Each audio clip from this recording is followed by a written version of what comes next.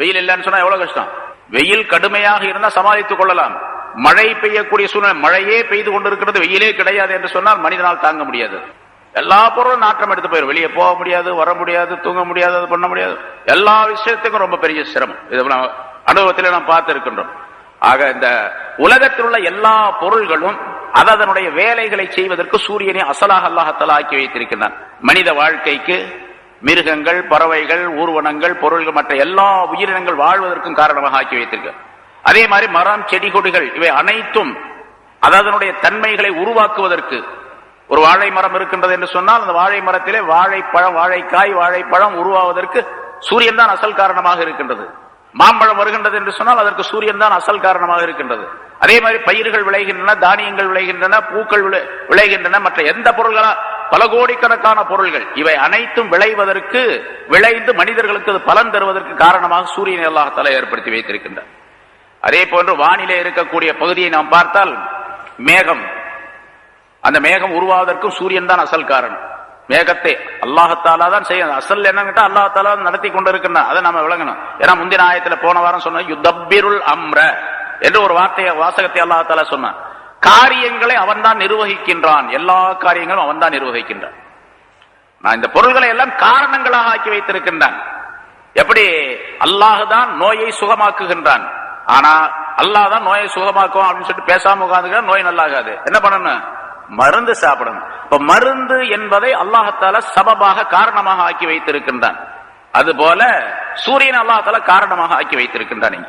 அந்த மேகம் உருவாவதற்கு மேகத்திலிருந்து, அதாவது சூரியனின் காரணமாக பூமியிலே வெப்பம் ஏற்பட்டு நீர்நிலைகளிலே உள்ள அந்த நீர்கள் எல்லாம் ஆவியாக மாறி மேலே சென்று அது மேகமாக உருவாகி அந்த மேகத்திலிருந்து மிக குளிர்ச்சி ஏற்படக்கூடிய நேரத்தில் அங்கிருந்து தண்ணீர் பெய்து அது திரும்ப பூமிக்கு வரக்கூடிய அற்புதமான சூழ்நிலை அல்லாஹ் தஆலா சூரியன் அசலாக வைத்து அல்லாஹ் தஆலா ஏற்படுத்தி இருக்கின்றார்.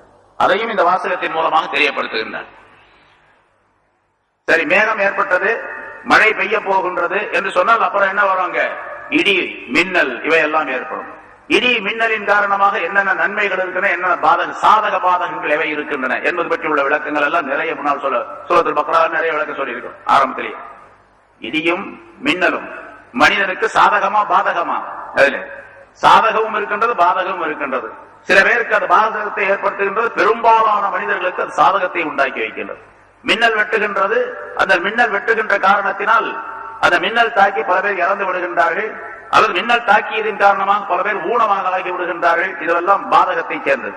ஆனால் அதே நேரத்தில் மின்னல் வெட்டுகின்றது என்று சொன்னால் மின்னலுடைய ஒளியின் காரணமாக இந்த பூமிக்கு அதிகமாக நைட்ரஜன் சத்துகள் கிடைக்கின்றன. பயிர்கள் விளைவதற்குரிய நைட்ரஜன் என்று சொல்லப்படக்கூடிய சத்துக்கள் இருக்கின்றன. ஒரு முன்னால் நான் சொல்லியிருக்கேன், 100 கிலோ யூரியா. யூரியா என்பது கண்ணால் பார்க்கக்கூடிய ஒரு சத்துள்ள ஒரு பொருள், ஒரு சத்து பொருள். அதை நாம் நிலத்துக்கு போடுகின்றோம். அந்த யூரியாவின் காரணமாக நிலத்திலே உள்ள அந்த பயிர்கள், பச்சைகள், மற்ற பொருள்கள் எல்லாம் நன்றாக விளைகின்றன.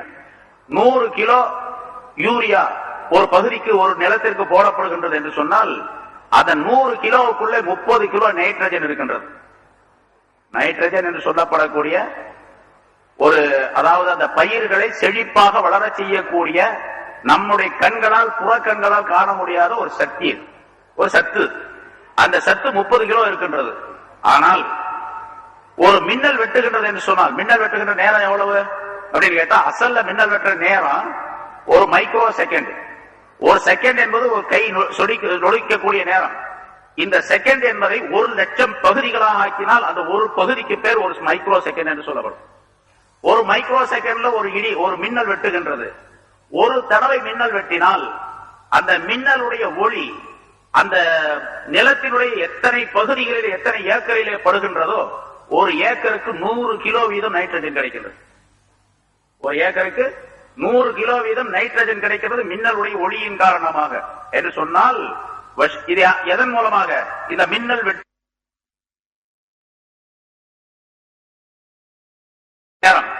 இந்த செகண்ட் என்பதை 1,00,000 பகுதிகளாக ஆக்கினால் அந்த ஒரு பகுதிக்கு பேர் ஒரு மைக்ரோ செகண்ட் என்று சொல்லப்படும். ஒரு மைக்ரோ செகண்ட்ல ஒரு மின்னல் வெட்டுகின்றது. ஒரு மைக்ரோ செகண்ட் என்று சொல்லப்படும்.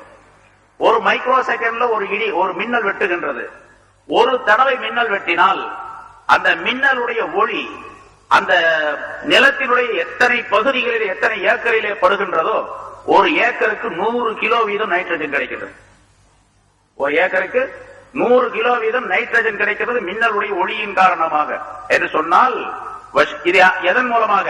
இந்த மின்னல் வெட்டியது, மின்னலின் மூலமாக இப்படிப்பட்ட அற்புதமான லாபம் இந்த பூமிக்கு கிடைத்தது, அதன் காரணமாக பயிர் பச்சைகளுக்கு ஏற்பட்டது, அதன் மூலமாக மனிதன் வாழ்வது என்பதெல்லாம் இந்த சூரியனின் காரணமாக.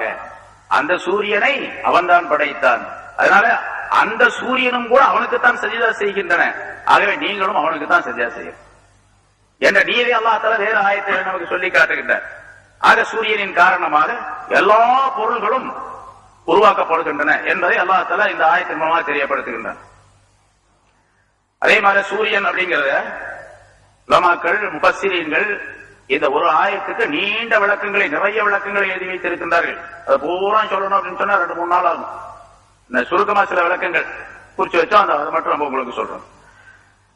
சூரியனின் காரணமாக இங்க கத்தரவு மனாசில அதற்கு சில பாதைகளை, தங்கும் இடங்களை ஏற்படுத்தினான் என்று சொல்லுவதன் காரணமாக காலங்களை மாறி வரக்கூடிய சூழ்நிலையை அல்லாஹ் தஆலா உருவாக்கி வைத்திருக்கின்றான் அப்படிங்கிறத தெரியப்படுத்துகின்றான். ஏன்னா இந்த காலங்கள் மாறுவது ஒரு நாள் ஆவது 1 மணி நேரம் 2 மணி நேரம் ஆகி அப்புறம் பணிக்கணக்கில் ஆகி 24 மணி நேரம் என்பதாக நாம் அதை பகுத்து ஒரு நாள் என்பதாக ஆக்கி இன்னைக்கு முடிஞ்சு போச்சுன்னா நாளைக்கு 2வது நாள் 3வது நாள் என்று எண்ணி 7 நாள் கடந்த உடனே ஒரு வாரம் என்பதாக அதை கணக்கிட்டு 4 வாரங்கள் கடந்த பின்னால் அது ஒரு மாசம் என்பதாக கணக்கிட்டு 12 மாசங்கள் கடந்தால் அதற்கு ஒரு வருஷம் என்பதாக கணக்கிட்டு எல்லாம் வச்சிருக்கிறோம், ரெடியா வச்சிருக்கோம். ஆனா இதெல்லாம் யார் செஞ்சது? அல்லாஹுதான் ஏற்படுத்தி. இன்ன இத்தத்த ஷுஹூர் இன்தல்லாஹி 12 ஷஹரன் ஃபீ கிதாபில்லாஹ் யௌம ஹலகஸ் ஸமாவாதி வல் அர்த். அல்லாஹ் தஆலா சொன்னான் குர்ஆனிலே. பல தடவை இது ஜும்மாவுடைய பயான்களிலே சொல்லப்பட்டிருக்கிறது. ஆண்டுக்கு 12 மாதங்கள் என்பது அல்லாஹ் தஆலாவுக்கு நிர்ணயிக்கப்பட்டது. ஒரு வருஷத்துக்கு 12 மாசங்கிறது மனுஷன் ஏற்படுத்தினது அல்ல, அல்லாஹ் ஏற்படுத்தினது. எப்ப ஏற்படுத்தினா? யௌம ஹலகஸ் ஸமாவாதி வல் அர்த். வானங்கள் பூமியை படைத்த நேரத்திலே அல்லாஹ் தஆலா ஏற்படுத்தினான். இப்ப அல்ல, வானங்களையும் பூமியையும் படைத்த காலத்திலேயே ஆண்டுக்கு 12 மாதங்கள் என்பதை முடிவு செய்து விட்டார். அந்த 12 மாதங்கள் என்பது சூரியன் சந்திரன் காரணமாக ஏற்படுத்தப்பட்ட கணக்கு என்பதை அல்லாஹ் தஆலா இங்கே விளக்குகின்றார். ஆக சூரியனிலிருந்து ஒரு கணக்கை ஷம்சி ஹிசாப் என்பதாக சொல்லப்படும், லூனார் இயர் என்பதாக சொல்லுவாங்க. மேகத்திலிருந்து, அதாவது சூரியனின் காரணமாக பூமியிலே வெப்பம் ஏற்பட்டு நீர் நிலைகளிலே உள்ள அந்த நீர்கள் எல்லாம் ஆவியாக மாறி மேலே சென்று அது மேகமாக உருவாகி அந்த மேகத்திலிருந்து மிக குளிர்ச்சி ஏற்படக்கூடிய நேரத்தில் அங்கிருந்து தண்ணீர் பெய்து அது திரும்ப பூமிக்கு வரக்கூடிய அற்புதமான சூழ்நிலை அல்லாஹ் தஆலா சூரியன் அசலாக வைத்து அல்லாஹ் தஆலா ஏற்படுத்தி இருக்கின்றார். அதையும் இந்த வாசகத்தின் மூலமாக தெரியப்படுத்துகின்றார். சரி, மேகம் ஏற்பட்டது, மழை பெய்ய போகின்றது என்று சொன்னால் அப்புறம் என்ன வருவாங்க? இடி, மின், இது சோலார் இயர் என்பதாக சொல்லுவோம்.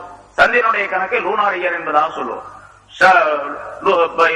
இது மூலமாக சூரியத்தின் வெப்பத்தின் மூலமாக பெறப்படக்கூடிய அந்த விஷயங்களை எல்லாம் சோலார் சிஸ்டம் என்பதாக சொல்லுவோம்.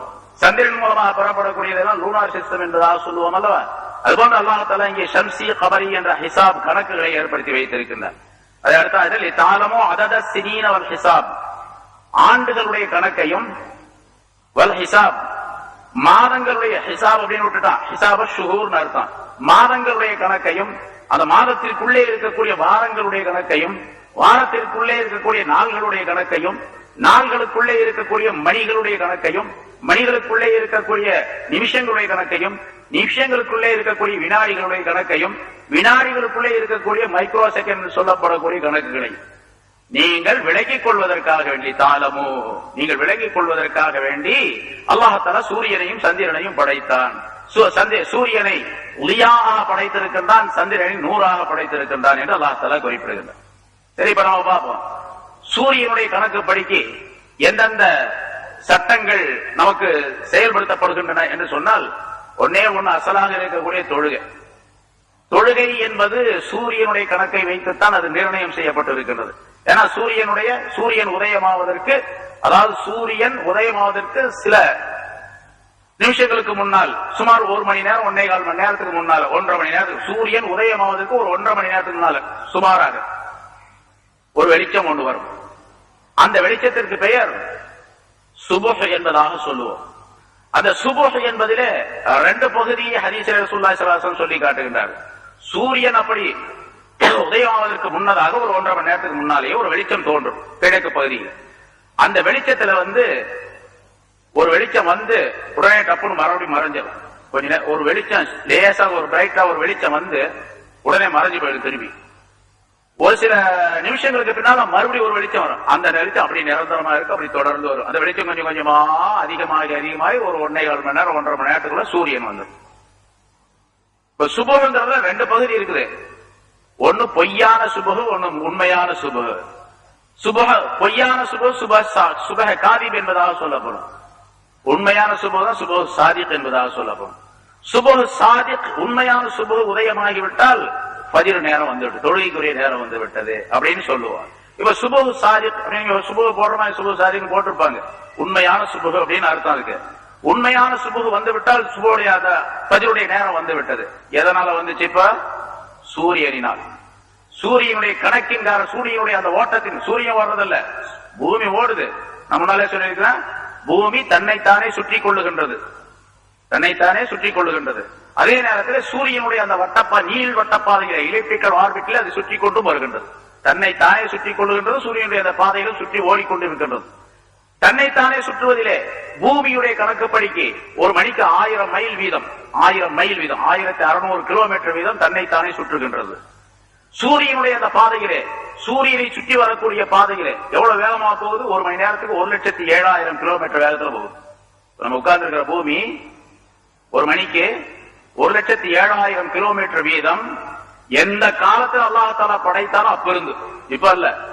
ஒரு நாள் 2 நாள் இல்ல, 1 வருஷம் 2 வருஷம் இல்ல, 10 வருஷம் 50 வருஷம் 1000 வருஷம் 2000 வருஷம் 1 கோடி 2 கோடி எத்தனை கோடி வருஷங்களானோ அத்தனை கோடி வருஷங்களாக ஒரு அணுவளவும் பிசகாமல், ஒரு மில்லிமீட்டர் கூட தடம் மாறாமல், கொஞ்சம் கூட வேகம் குறைவு அதிகம் என்று இல்லாமல் எந்த அமைப்பிலே அல்லாஹ் தஆலா படைத்ததை உருட்டி விட்டானோ அப்படி போயிட்டே இருக்கு, சுத்திட்டே இருக்கு.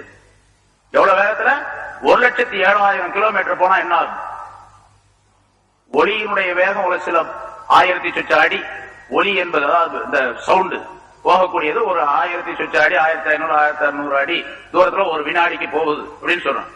அதுல போகும்போதே நம்ம அப்துல் கலாம் சொன்னார், அது ரொம்ப பயமா இருக்கு. அப்துல் கலாம் ஏற்றிக்கொண்டு போகும்போது அந்த ஒளியினுடைய வேகத்துல போகக்கூடிய அந்த விமானத்துல நீங்கனால உங்களுக்கு 72 வயசு ஆச்சு, உங்களோட ஹார்ட் தாங்கும் அப்படின்னு. அதெல்லாம் தாங்கும் அப்படின்ட்டாரு. தேடி ஏறி உட்கார்ந்தாரு, போனாரு, திரும்ப வந்தாரு. கேட்டாங்க, உங்களுக்கு பயமா இல்லையா அப்படின்னு கேட்டாங்க. நான் பயப்படுறதுக்கு என்ன இருக்கு அதுல? ஏன்னு கேட்டா, நான் வெளியே அந்த பக்கம் இந்த பக்கம் அந்த விமானம் எப்படி போகுது அப்படிங்கறத பாக்கல. அந்த பைலட் என்ன பண்றாருன்னு பாத்துக்கிட்டே இருந்தேன், அதனால எனக்கு தெரியல அப்படின்றாரு. பைலட் என்ன பண்றாரு, எப்படி அதை இயக்குறாரு அப்படின்னா நான் பாத்துக்கிட்டு இருந்தேன். கம்ப்யூட்டர் எப்படி பிரயோகிக்கிறாரு அதை அப்படிங்கிறத பாத்துக்கிட்டே இருந்தேன். அதனால அது போகக்கூடிய வேகத்தை பத்தி எனக்கு தெரியல அப்படின்னு. அப்போ அவ்வளவு வேகமா போகக்கூடிய அந்த பகுதியில கொஞ்சம் ஹார்ட் ப்ராப்ளம் உள்ளவரோ வயசானவரோ போக முடியாது அப்படின்னு இருக்கும்போது, இவ்வளவு பெரிய உருண்டை 40,000 கிலோமீட்டர் கொண்ட ஒரு பெரிய உருண்டை பூமி, இது ஒரு மணி நேரத்துக்கு 1,07,000 கிலோமீட்டர் வேகத்துல போயிட்டு இருக்கு. நம்ம உட்கார்ந்து இருக்க யாருக்கு தெரியுது? இது மேல எவ்வளவு பெரிய கட்டடங்கள்லாம் இருக்குது, உயரமான கட்டணம். கனடாவில் இருக்கக்கூடியதான் உலகத்திலே அதிகமா உயரமான கட்டணம் அப்படின்னு சொல்லிட்டு சொல்றாங்க. 2150 அடி உயரம். 4வதாக இருக்கக்கூடியது மலேசியாவில் இருக்கக்கூடிய கோலாலம்பூரில் இருக்கக்கூடிய கட்டடம் 1800 அடி உயரம் உடையது. எவ்வளவு பெரிய கட்டடம், எவ்வளவு பெரிய கட்டடம் எல்லாம் இருக்குது, எவ்வளவு பெரிய மலைகள் இருக்குது, எவ்வளவு பெரிய கனமான பொருள். இதை தூக்கிக்கிட்டு இதை போகுது 1,07,000 கிலோமீட்டர் வேகத்துல போகுது அப்படின்னு சொன்னா அல்லாஹ் தஆலாவுடைய குத்ரத் எவ்வளவு பெருசு. அதை விளங்க வேண்டும் என்பதற்காகத்தான் ஜாலஷம் சந்தியாவல் கமர நூரா என்ற வாசகத்தின் மூலமாக அல்லாஹ் தஆலா மனாசிலி தாலமோ அதத சினீனல் ஹிசாப். இப்படி இந்த பூமி போவதின் காரணமாக, ஓடுவதின் காரணமாக, இதுவும் குர்ஆன்ல இருக்குது. பூமி இப்படி உருண்டையா இருக்குது, சூரியனை சுற்றி ஓடிக்கொண்டு இருக்கின்றது அப்படிங்கிறதுக்கு ஒரு ஆயத்துல முன்னால் சொல்லி இருக்கிறது. அல்லாஹ் தஆலா குர்ஆன்ல வன்னாசிஆத்தி என்ற அந்த சூறாவில் அல்லாஹ் தஆலா சொல்றான், வல் அர்த தஹாஹா, பூமியை அவன் அதை சரிபடுத்தினான் என்று அதுக்கு சரியாக அமைத்தான் என்பதாக அதற்கு பொருள் செய்யப்பட்டிருக்கும். அந்த தஹா என்பதற்கு இமாம் ராசி ரஹ்மத்துல்லாஹி அலைஹி, ஃபஹ்ருத்தீன் ராசி ரஹ்மத்துல்லாஹி அலைஹி, இப்ப இருந்து கிட்டத்தட்ட 700 வருஷத்துக்கு முன்னால் அவர் தப்சீர் எழுதினார். அந்த தப்சீர்ல தஹா என்ற அந்த வார்த்தைக்கு ஒரு பொருள் எழுதியிருக்கின்றார். தஹான்னு சொன்னா உருட்டி விட்டான் அப்படின்னு அர்த்தம். அசல்ல அவர் எழுதுகின்றார் உருட்டி விட்டான். என்ன உருட்டி விட்டான் அப்படிங்கிறதுக்கு விளக்கம் எழுதுறாரு. சிறு குழந்தைகள் கோலி விளையாடுறாங்க, குண்டு விளையாடுறாங்க. அந்த குண்டை உருட்டி விடும் பொழுது அந்த கையை விரல்ல வச்சு இப்படி அடிச்சான் அப்படின்னு சொன்னா அங்க ஒரு குழி இருக்குது, அந்த குழியை நோக்கி அடிக்கிறான். போகுது அது அந்த குழிக்குள்ள இந்த குண்டு இந்த கோழி போய் விழுகணும் அப்படிங்கறதுக்காக ஒரு குழந்தை அத ஒரு சின்ன பையன் அதை அடிக்கிறான் அப்படின்னு சொன்னா அந்த கோழி இங்கிருந்து உருண்டு ஓடுகின்றது அந்த குழியை நோக்கி. ஓடக்கூடிய நேரத்தில் அந்த கோழி எப்படி ஓடுகின்றது அப்படிங்கறது விளக்குறாரு. அது தன்னை தானே சுற்றி கொண்டும் ஓடுகின்றது, இங்கிருந்து அந்த குழியை நோக்கி உள்ள அந்த பகுதியை கடந்தும் செல்லுகின்றது. அப்ப ரெண்டு நிகழ்ச்சி நடைபெறுது, அந்த கோலியில ரெண்டு நிகழ்ச்சி நடைபெறுகின்றது. ஒன்று தன்னைத்தானே சுற்றி கொள்வது, இன்னொன்று அந்த இடத்தை கடந்து செல்வது. ஒன்று தஹா என்ற வார்த்தையை பூமிக்கு அல்லாஹ் பயன்படுத்தி இருக்கின்ற காரணத்தினால் இந்த பூமியும் அப்படித்தான் ஓடிக்கொண்டிருக்கின்றது, தன்னைத்தானே சுற்றி கொள்ளுகின்றது.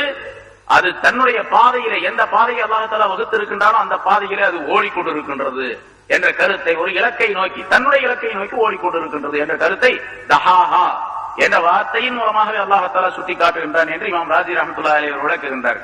ஆக அல்லாஹாலா சூரியன் சந்திரனுடைய கணக்குகளை மனிதன் தெரிந்து கொள்வதற்காக வேண்டி, மனிதனுடைய கால ஓட்டத்திற்காக, மனிதன் வாழ்வதற்காக படைத்திருக்கின்றார் என்ற கருத்தை இங்கே சொல்லி காட்டுகின்றார். சரி, சூரியனின் மூலமாக தொழுகை ஒரு நேரம் சொல்ல வந்த சுபுகுடைய நேரம் சூரியன் மூலமாக ஏற்படுகின்றது. அப்புறம் லொஹருடைய நேரம் உச்சிக்கு வந்து சூரியன் உச்சிக்கு வந்தது. இப்ப சந்திரனுக்கும் தொழுகைக்கும் சம்பந்தம் இல்லை, இங்க சந்திரனுக்கும் தொழுகைக்கு சம்பந்தம் இல்லை, சூரிய கணக்கை வைத்துத்தான் தொழுகை அமைக்கப்பட்டிருக்கிறது. அப்புறம் அதுல இருந்து சாஞ்ச பின்னால் அப்புறம் அசுருடைய நேரம், மகரிபுடைய நேரம், சூரியன் மறைஞ்ச உடனே மகரிபு நேரம், சூரியன் மறைஞ்சு அந்த வெளிச்சம் எல்லாம் மாறி இருளான உடனே, செம்மேகம் மறைந்த உடனே இஷாவுடைய நேரம் ஆரம்பமாயிடும். அதுல இருந்து சுபுகு வரைக்கும், சுபு சாதிக்கு வரைக்கும் இஷாவுடைய நேரம் இருக்கு. எப்ப வேணாலும் இஷா தொழுகலாம்.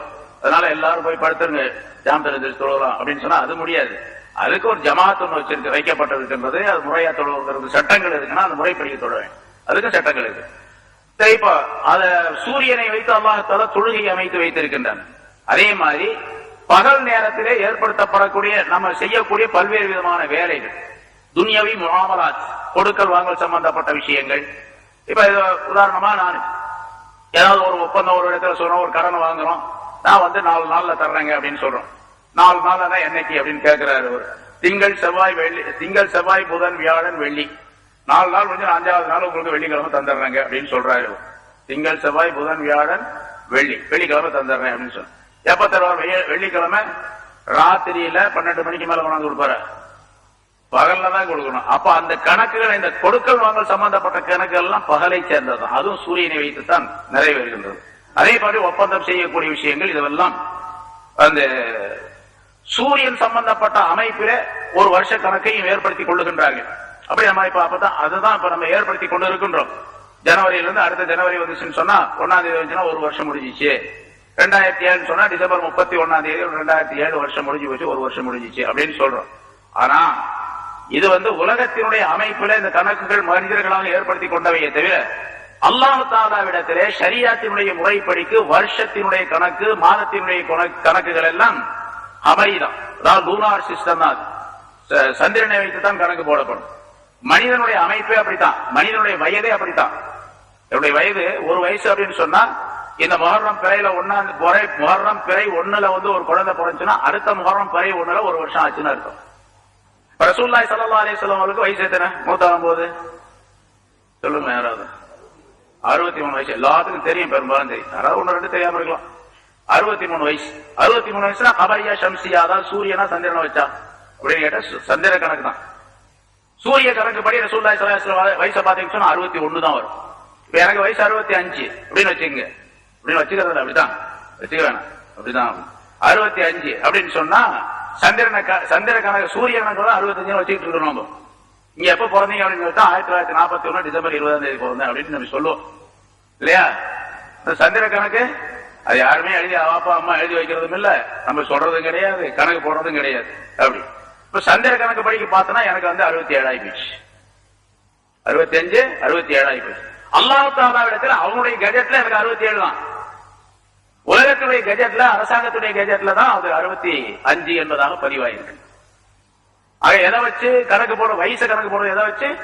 லூனார் சந்திரனை வைத்து தான் கணக்கு போடும். அல்லாஹ் தஆலா உனக்கு 100 வயசு நான் தந்திருந்தேனே என்று அல்லாஹ் தஆலா கியாமத் நாள்ல கேட்டான். கேட்கறான்னு சொல்லி ஹதீஸ்ல வருது, உனக்கு இவ்வளவு வயசை தந்திருந்தேனே அப்படின்னு சொன்னா, உனக்கு 100 வயசை கொடுத்திருந்தேனே அப்படின்னு சொன்னா 100 வயசு கபரி சந்திரனை வைத்து தான் கணக்கு போடப்படும் என்பதாகவும் குறிப்பிடப்படுகிறது. அதே போன்று சந்திர கணக்குல தான் நோன்பு, ஜகாத்து, ஹஜ்ஜு, அப்புறம் தலாக்கு சொல்லிவிட்டால் அல்லது கணவன் தலாக் சொல்லிவிட்டால் அது மௌத்தாகி விட்டால் இத்தா இருக்கக்கூடிய கால அமைப்பு, கால அளவு, சத்தியம் செய்தால் அந்த சத்தியத்துடைய கால அளவு, கணவன் மனைவிக்கு பிரச்சனை ஏற்பட்டு சத்தியம் செய்யறான்னு வச்சுங்க, அதுக்கு பேர் ஈலா என்பதாக சொல்லப்படும். முன்னாள் சூரத்துல் பக்ரா விளக்கம் சொல்லியிருக்கிறார். ஈலா என்று ஒரு சட்டம் இருக்கின்றது. ரசூலுல்லாஹி ஸல்லல்லாஹு அலைஹி வஸல்லம் அவர்களும் கூட ஒரு தடவை அந்த ஈலா சட்டத்தை விளக்குவதற்காக உலக மக்களுக்கு அதை நடைமுறைப்படுத்தி காட்டுவதற்காக அல்லாஹ் தஆலா ஒரு ஏற்பாட்டை செய்தார். ரசூலுல்லாஹி ஸல்லல்லாஹு அலைஹி வஸல்லம் அவர்கள் ஒரு மாசத்துக்கு உங்களோட பேசவே மாட்டேன் அப்படின்ட்டாங்க. மனைவிமார்களோட ஒரு மாசத்துக்கு பேச மாட்டேன் அப்படின்னா இது ஈலா என்பது அதுக்கு பேர் சத்தியம் தான். ஆனா கணவன் மனைவிக்கு மத்தியில் நடக்கக்கூடிய அதுக்கு பேர் ஈலா என்பதா சொல்லப்படும். ரசூலுல்லாஹி ஸல்லல்லாஹு அலைஹி வஸல்லம் தங்களோட வீட்டுக்கு மேல ஒரு பரன் இருந்தா அந்த பரன்ல போய் தங்கி இருந்தாங்க. அது மாதிரி ஒரு பரன் மாதிரி ஒரு இடம் தங்கி இருந்தாங்க. நான் பேச மாட்டேன் அப்படின்னு சொல்லிட்டு சொல்லுவாங்க, பயன் செய்வாங்க, சட்டங்கள் சொல்லுவாங்க, போய் அங்க உட்காந்துக்குவாங்க. அவ்வளவுதான். வீட்டுக்குள்ள போறதே கிடையாது. வீட்டுக்குள்ள போறதே கிடையாது.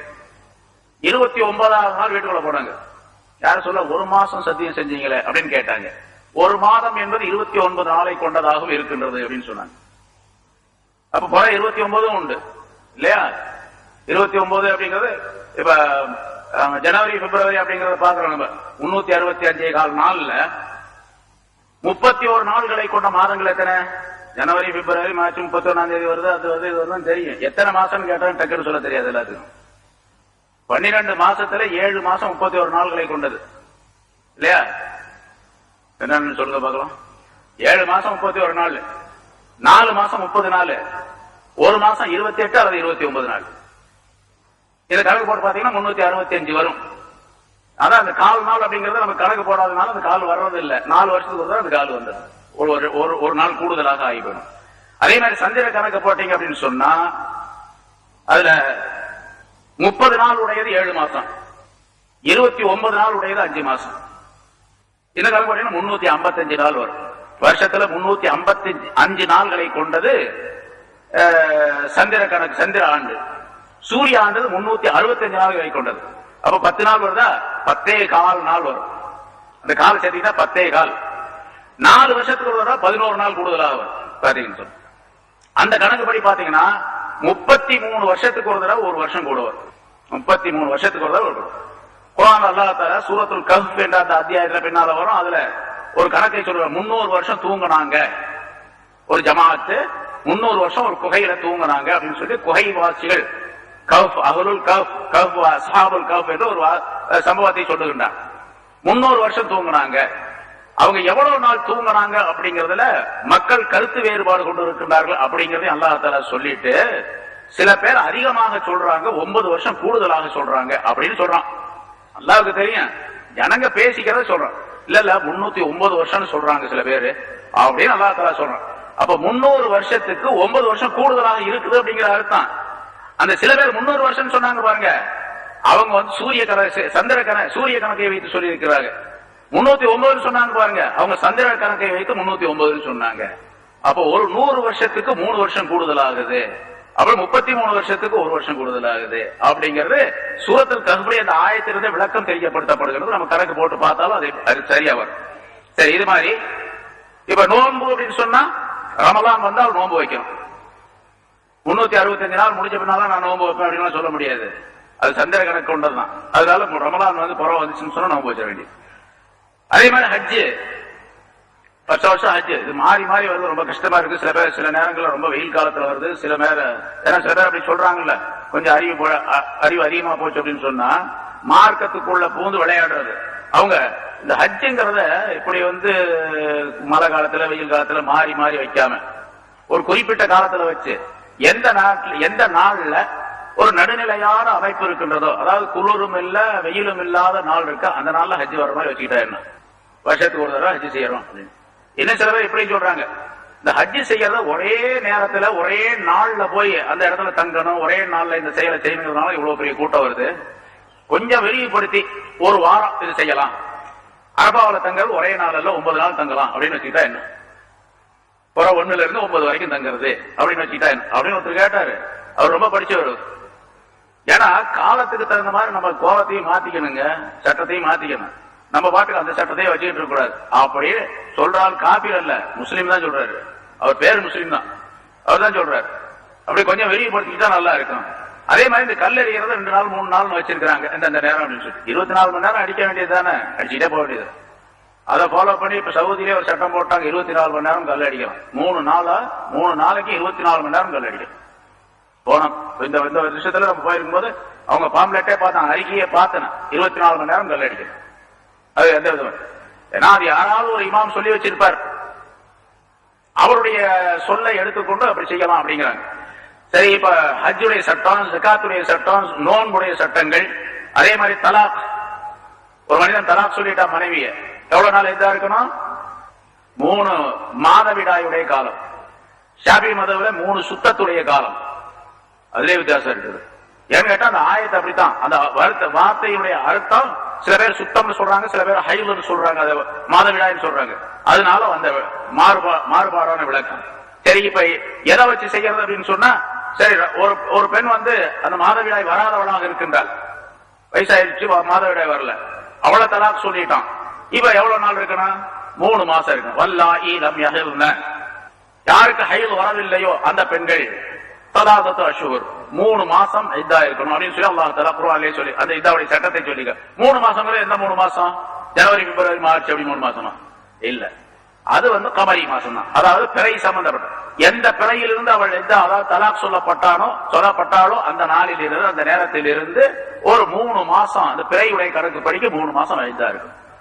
பிறை 29 இருக்கு, 30 இருக்கும். அதுக்காக ஒரு 3 30 வர முடியாது. ஒரு 30 வந்துச்சு, அடுத்து 29 வச்சு, அடுத்து 30 வந்துச்சு. அப்ப எத்தனை ஆச்சு? 60, 29, 79 நாள், 89 நாள். 89 நாள் அவருடைய இதான் முடிஞ்சு போயிடும். 90 நாள் வர்றதுக்கு சான்ஸே கிடையாது. ஏன்னா 3 மாசத்துல ஏதாவது ஒரு மாசம் 29 இருக்கும், அதாவது 2 மாசம் 29 வந்தாலும் வரலாம். அப்படி வந்துச்சுன்னா 88 நாளோட முடிஞ்சு போயிடும், 90 நாள் ஆகாது. இப்ப இத்தாவுடைய கணக்கும் கூட சந்திரனையுடைய கணக்கை வைத்துத்தான் அது நிர்ணயிக்கப்பட்டு இருக்கின்றது. அதே மாதிரி ஈலா என்று சொன்னோமே, அதனுடைய கணக்கும் அப்படித்தான். சரி, ஷரியத்தின்படி ஒருத்தர் கடன் வாங்கினார், கடன் வாங்கி 3 மாசத்துல தர்றேன் அப்படின்னு சொல்லிட்டு போயிட்டார் அப்படின்னு சொன்னா, இப்ப 3 மாசத்துல தரல, அவர் 3 மாசம் ஆயிடுச்சு. 3 மாசத்துக்கு பின்னால இவர் யாரு கடன் கொடுத்தாரோ அவர் வழக்கு தொடுக்கிறார். இவர் 3 மாசத்துல கொடுக்கறேன்னு சொன்னார், கொடுக்கல அப்படின்னு சொல்லிட்டு கோர்ட்ல போடுறாரு. அவர் சொல்றாரு இன்னும் 3 மாசம் ஆகல அப்படிங்கிறார். இவர் எப்படி கோர்ட்ல போட்டாரு, அவர் எப்படி ஆகலங்கிறாரு? இவர் சந்திர கணக்க சொல்றாரு, அவர் சூரிய கணக்க சொல்றாரு 3 மாசம் அப்படிங்கறத. ஜனவரி, அதாவது டிசம்பர் ஆரம்பத்தில் வாங்கினார்னு வச்சுங்க கடை, டிசம்பர், ஜனவரி, நவம்பர்ல வாங்கினார் வச்சுங்க, நவம்பர், டிசம்பர், ஜனவரி, இப்படி பார்க்கும்போது 3 மாசம் அப்படிங்கறது அவருக்கு 92 நாள் வரும். மொத்தம் 92 நாள் வந்துருது 3 மாசங்கிறது. இவர் சொல்றாரு 3 மாசங்கிறது 89 நாள் தான் இவர் கணக்கு சொல்றாரு, அல்லது 88 நாள் தான் கணக்கு சொல்றாரு இவரு 3 மாசங்கிறத. ஏன்னா இவர் கமரி சந்திர கணக்குப்படி சொல்லிட்டு இருக்கிறாரு இவர். இப்ப எந்த கணக்கு எடுத்துக்கிறது?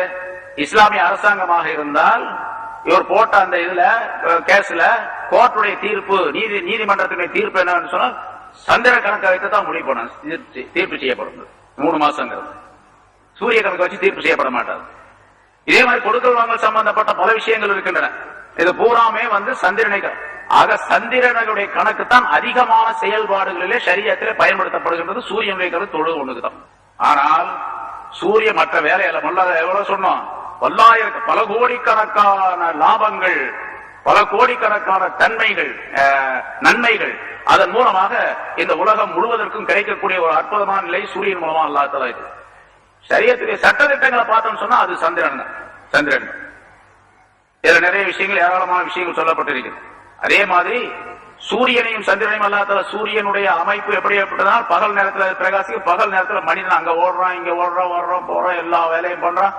ஒரு மனிதன் ஒரு இடத்துல உட்கார்ந்து இருக்காம எல்லா நிலைகளிலும், எல்லா இடங்களிலும் பறந்து திரிந்து வியாபாரம் மற்ற தேவைகளை நிறைவேற்றக்கூடிய சூழ்நிலையை சூரியனின் காரணமாக பகல் நேரத்தில் அல்லாஹ் தஆலா ஏற்படுத்தி வச்சிருக்கோம். இரவுல பாத்தீங்கன்னு சொன்னா, இரவுல நம்ம ரோட்ல போனோம்னு சொன்னா, இங்க மெட்ராஸ் விட்டுருங்க, மெட்ராஸ்ல ராத்திரி பகலா இருக்கு, பகல் ராத்திரியா இருக்கு அப்படிங்கறதெல்லாம் நிறைய இருக்குது. விடிய சுத்தர பசங்க எல்லாம் நிறைய பேர் இருக்காங்க. ராத்திரி 12 மணி 1 மணி வரைக்கும் சுத்திக்கிட்டே இருக்காங்க வெளியே. ஏன்டா சுத்தர அப்படின்னு கேட்டா, நாங்க படுக்கிறதே 2 மணிக்கு தான் அப்படிங்கிறான். 2 மணிக்கு தான் படுக்கிறோம். 2 மணிக்கு படுத்து 8 மணிக்கு 9 மணிக்கு எந்திரிக்கிறோம். மனித வாழ்க்கையே அல்லது மனிதனுடைய வாழ்க்கையே அல்ல, அது மிருகத்துடைய வாழ்க்கையும் சேராது. ஏன்னா மிருகம் கூட ராத்திரி இருட்டானோம்னா அது போய் கூண்டுல அடைஞ்சிடும். அதனுடைய இடத்துக்கு போய் படுத்து தூங்கிடும். சில பிராணிகள் அல்லாஹ் வச்சிருக்கிறான், பகல் பூரா தூங்கிட்டு ராத்திரி வெளியே வந்துடும். பாம்பு, இந்த மாதிரி சில பொருள்கள் இருக்கின்றன, விஷ ஜந்துக்கள்லாம் இருக்குது, இதெல்லாம் ராத்திரில தான் வெளியே உலாகும். ஆந்த அதெல்லாம் ராத்திரில ஒரு பகல்ல பேசாம போய் படுத்துங்க. ஆயிடுது. இது ஒரு சில பொருள்களை அல்லாஹ் தஆலா தன்னுடைய குதிரத்தை காட்டுவதற்காக வேண்டி உள்ள அமைப்பை ஏற்படுத்தி வச்சிருக்கிறான். அது வேற விஷயம். சரி, இப்ப என்ன சொல்றோம், பகல் சூரியன் மூலமாக பகல் நேரத்தை அல்லாஹ் தஆலா மனிதனுடைய ஹரக்காத்துக்காக வேண்டி ஏற்படுத்தி இருக்கிறான்.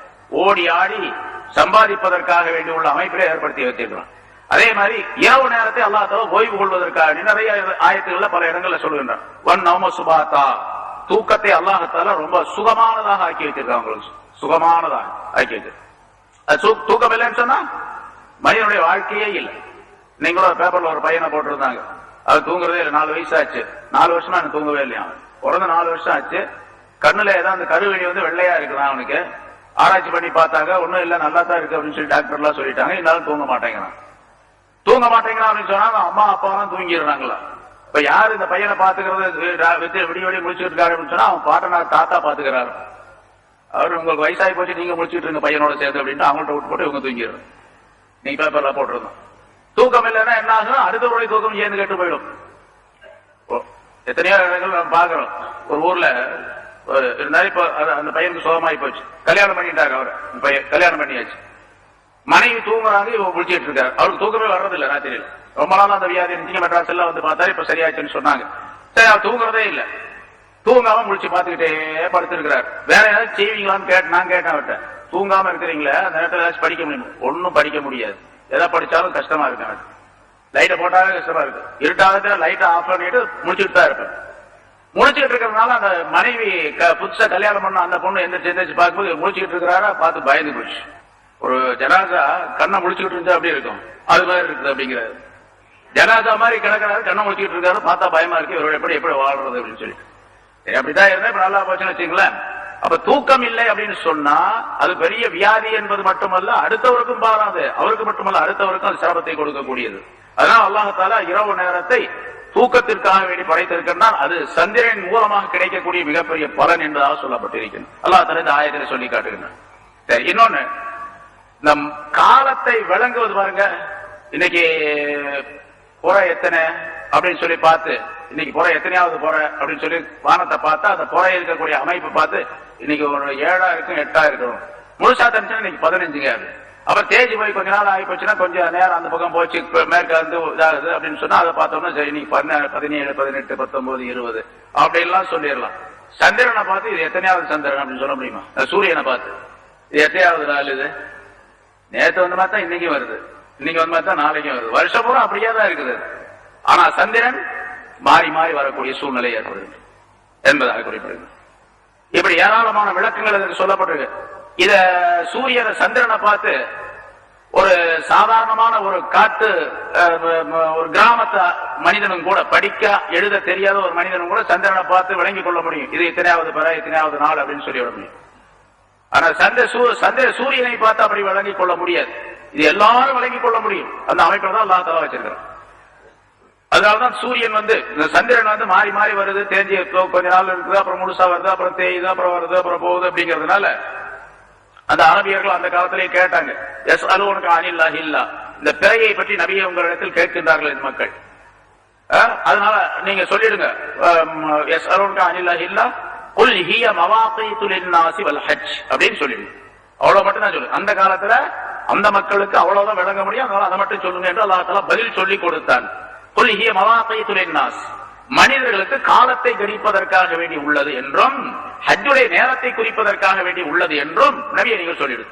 குறை ஏன் இப்படி வருது? அவங்க கேட்டது குறை ஏன் இப்படி முதல்ல இப்படி ஒரு மாதிரி தேங்காய் கீத்து மாதிரி வருது, அப்புறம் கொஞ்சம் கொஞ்சமா பெருசாகுது, அப்புறம் பெருசாகுது, அப்புறம் முழுசாகுது, அப்புறம் மறுபடியும் அதே மாதிரி போய் மறுபடியும் மறைஞ்சிது. மொத்தம் 29 நாள், 30 நாள் எப்படின்னு வச்சுக்கிட்டோம்னு சொன்னா 28 நாள் சந்திரன் இருக்கும். 29வது நாள் அல்லது 30வது நாள் முழுசா பாருங்க, அதான் அமாவாசை அப்படிமா. அடுத்தது பாட்டி, என்னது பாட்டி அம்மா, என்னங்க அது பாட்டி முகமா? ஒரு ஊர்ல பாட்டி முகம் சொல்றாங்க, ஒரு பாட்டி அம்மைங்கிறாங்க. ஏதோ ஒண்ணு 2 நாள் இருக்காது. 30 நாள்னா 2 நாள் இருக்காது. 29 நாள் ஒரு நாள் சந்திரன் இருக்காது. முழுசா தெரியாது, யாருக்குமே தெரியாது, எங்கேயும் தெரியாது. இடையில நம்ம அறிவியல் படி சொன்னா சந்திரனுக்கு சூரியனுக்கு சந்திரனுக்கு இடையில பூமி திரையாக குறுக்க வர்றதுனால பூரம் அடைச்சது.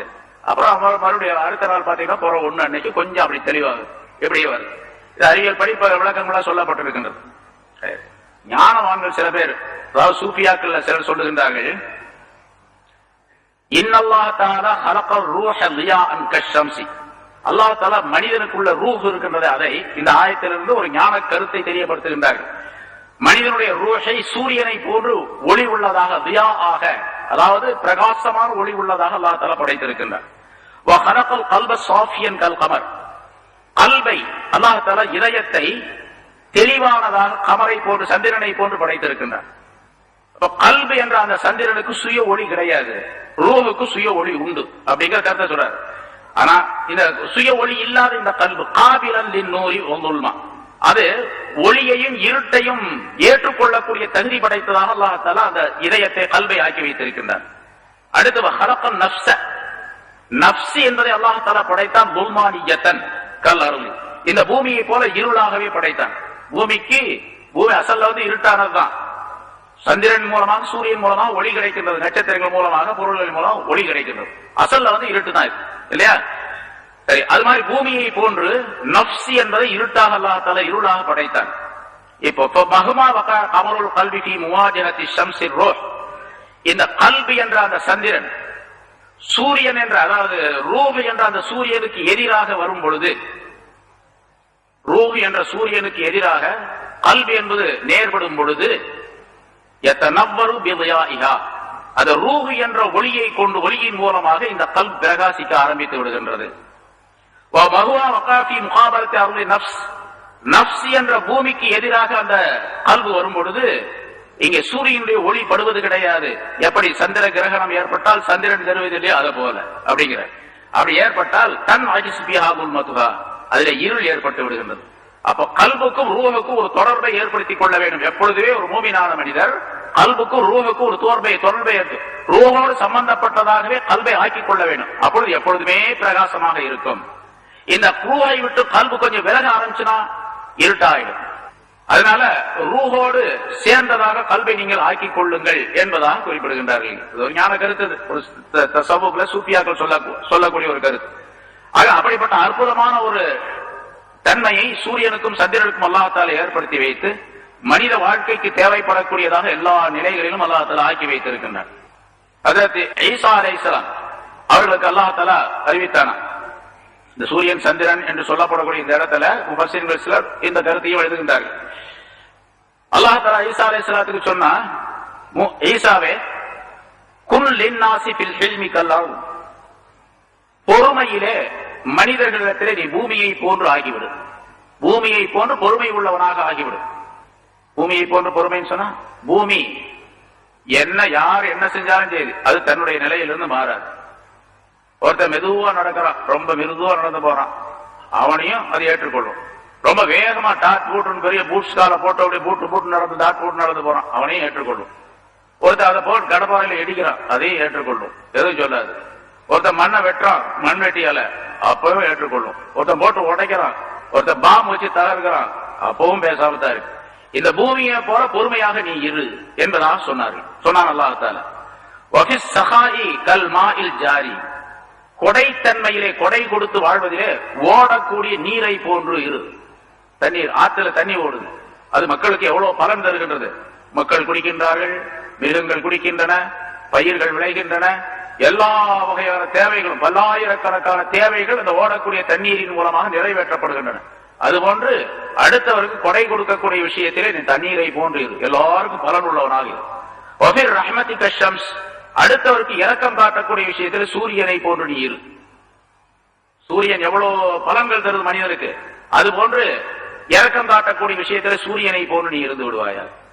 வல் கமர கஷம்சி வல் கமர், சூரியனை போன்று சந்திரனை போன்று நீ இருப்பாயாக.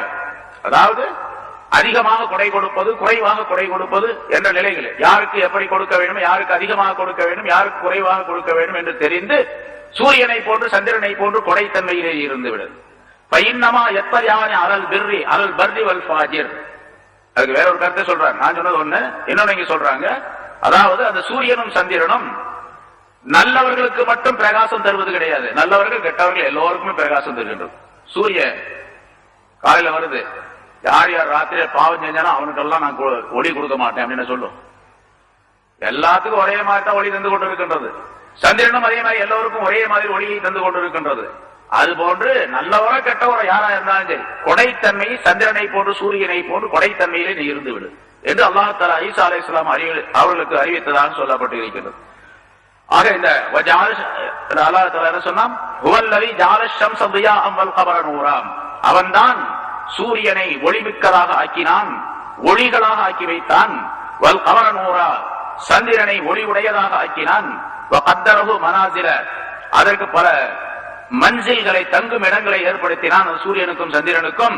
லிதாலமு அதத சினீன் வல் ஹிசாப், வருஷத்தினுடைய எண்ணிக்கைகளையும் மாதங்களுடைய கணக்கையும் நீங்கள் விளங்கிக் கொள்வதற்காக வேண்டி என்று சொல்லிவிட்டு, மா ஹலகல்லாஹு ஸாலிக இல்லா பில் ஹக், இதை அல்லாஹ் தஆலா சத்தியத்தை கொண்டே தவிர, உண்மையை கொண்டே தவிர அல்லாஹ் தஆலா படைக்கவில்லை, உண்மையை கொண்டுதான் படைத்திருக்கின்றான். இன்னொரு ஆயத்தில் அதை சொல்லும் பொழுது இதை வீணாக படைக்கவில்லை, பாத்திலா என்பதாக சொல்லுகின்றான்.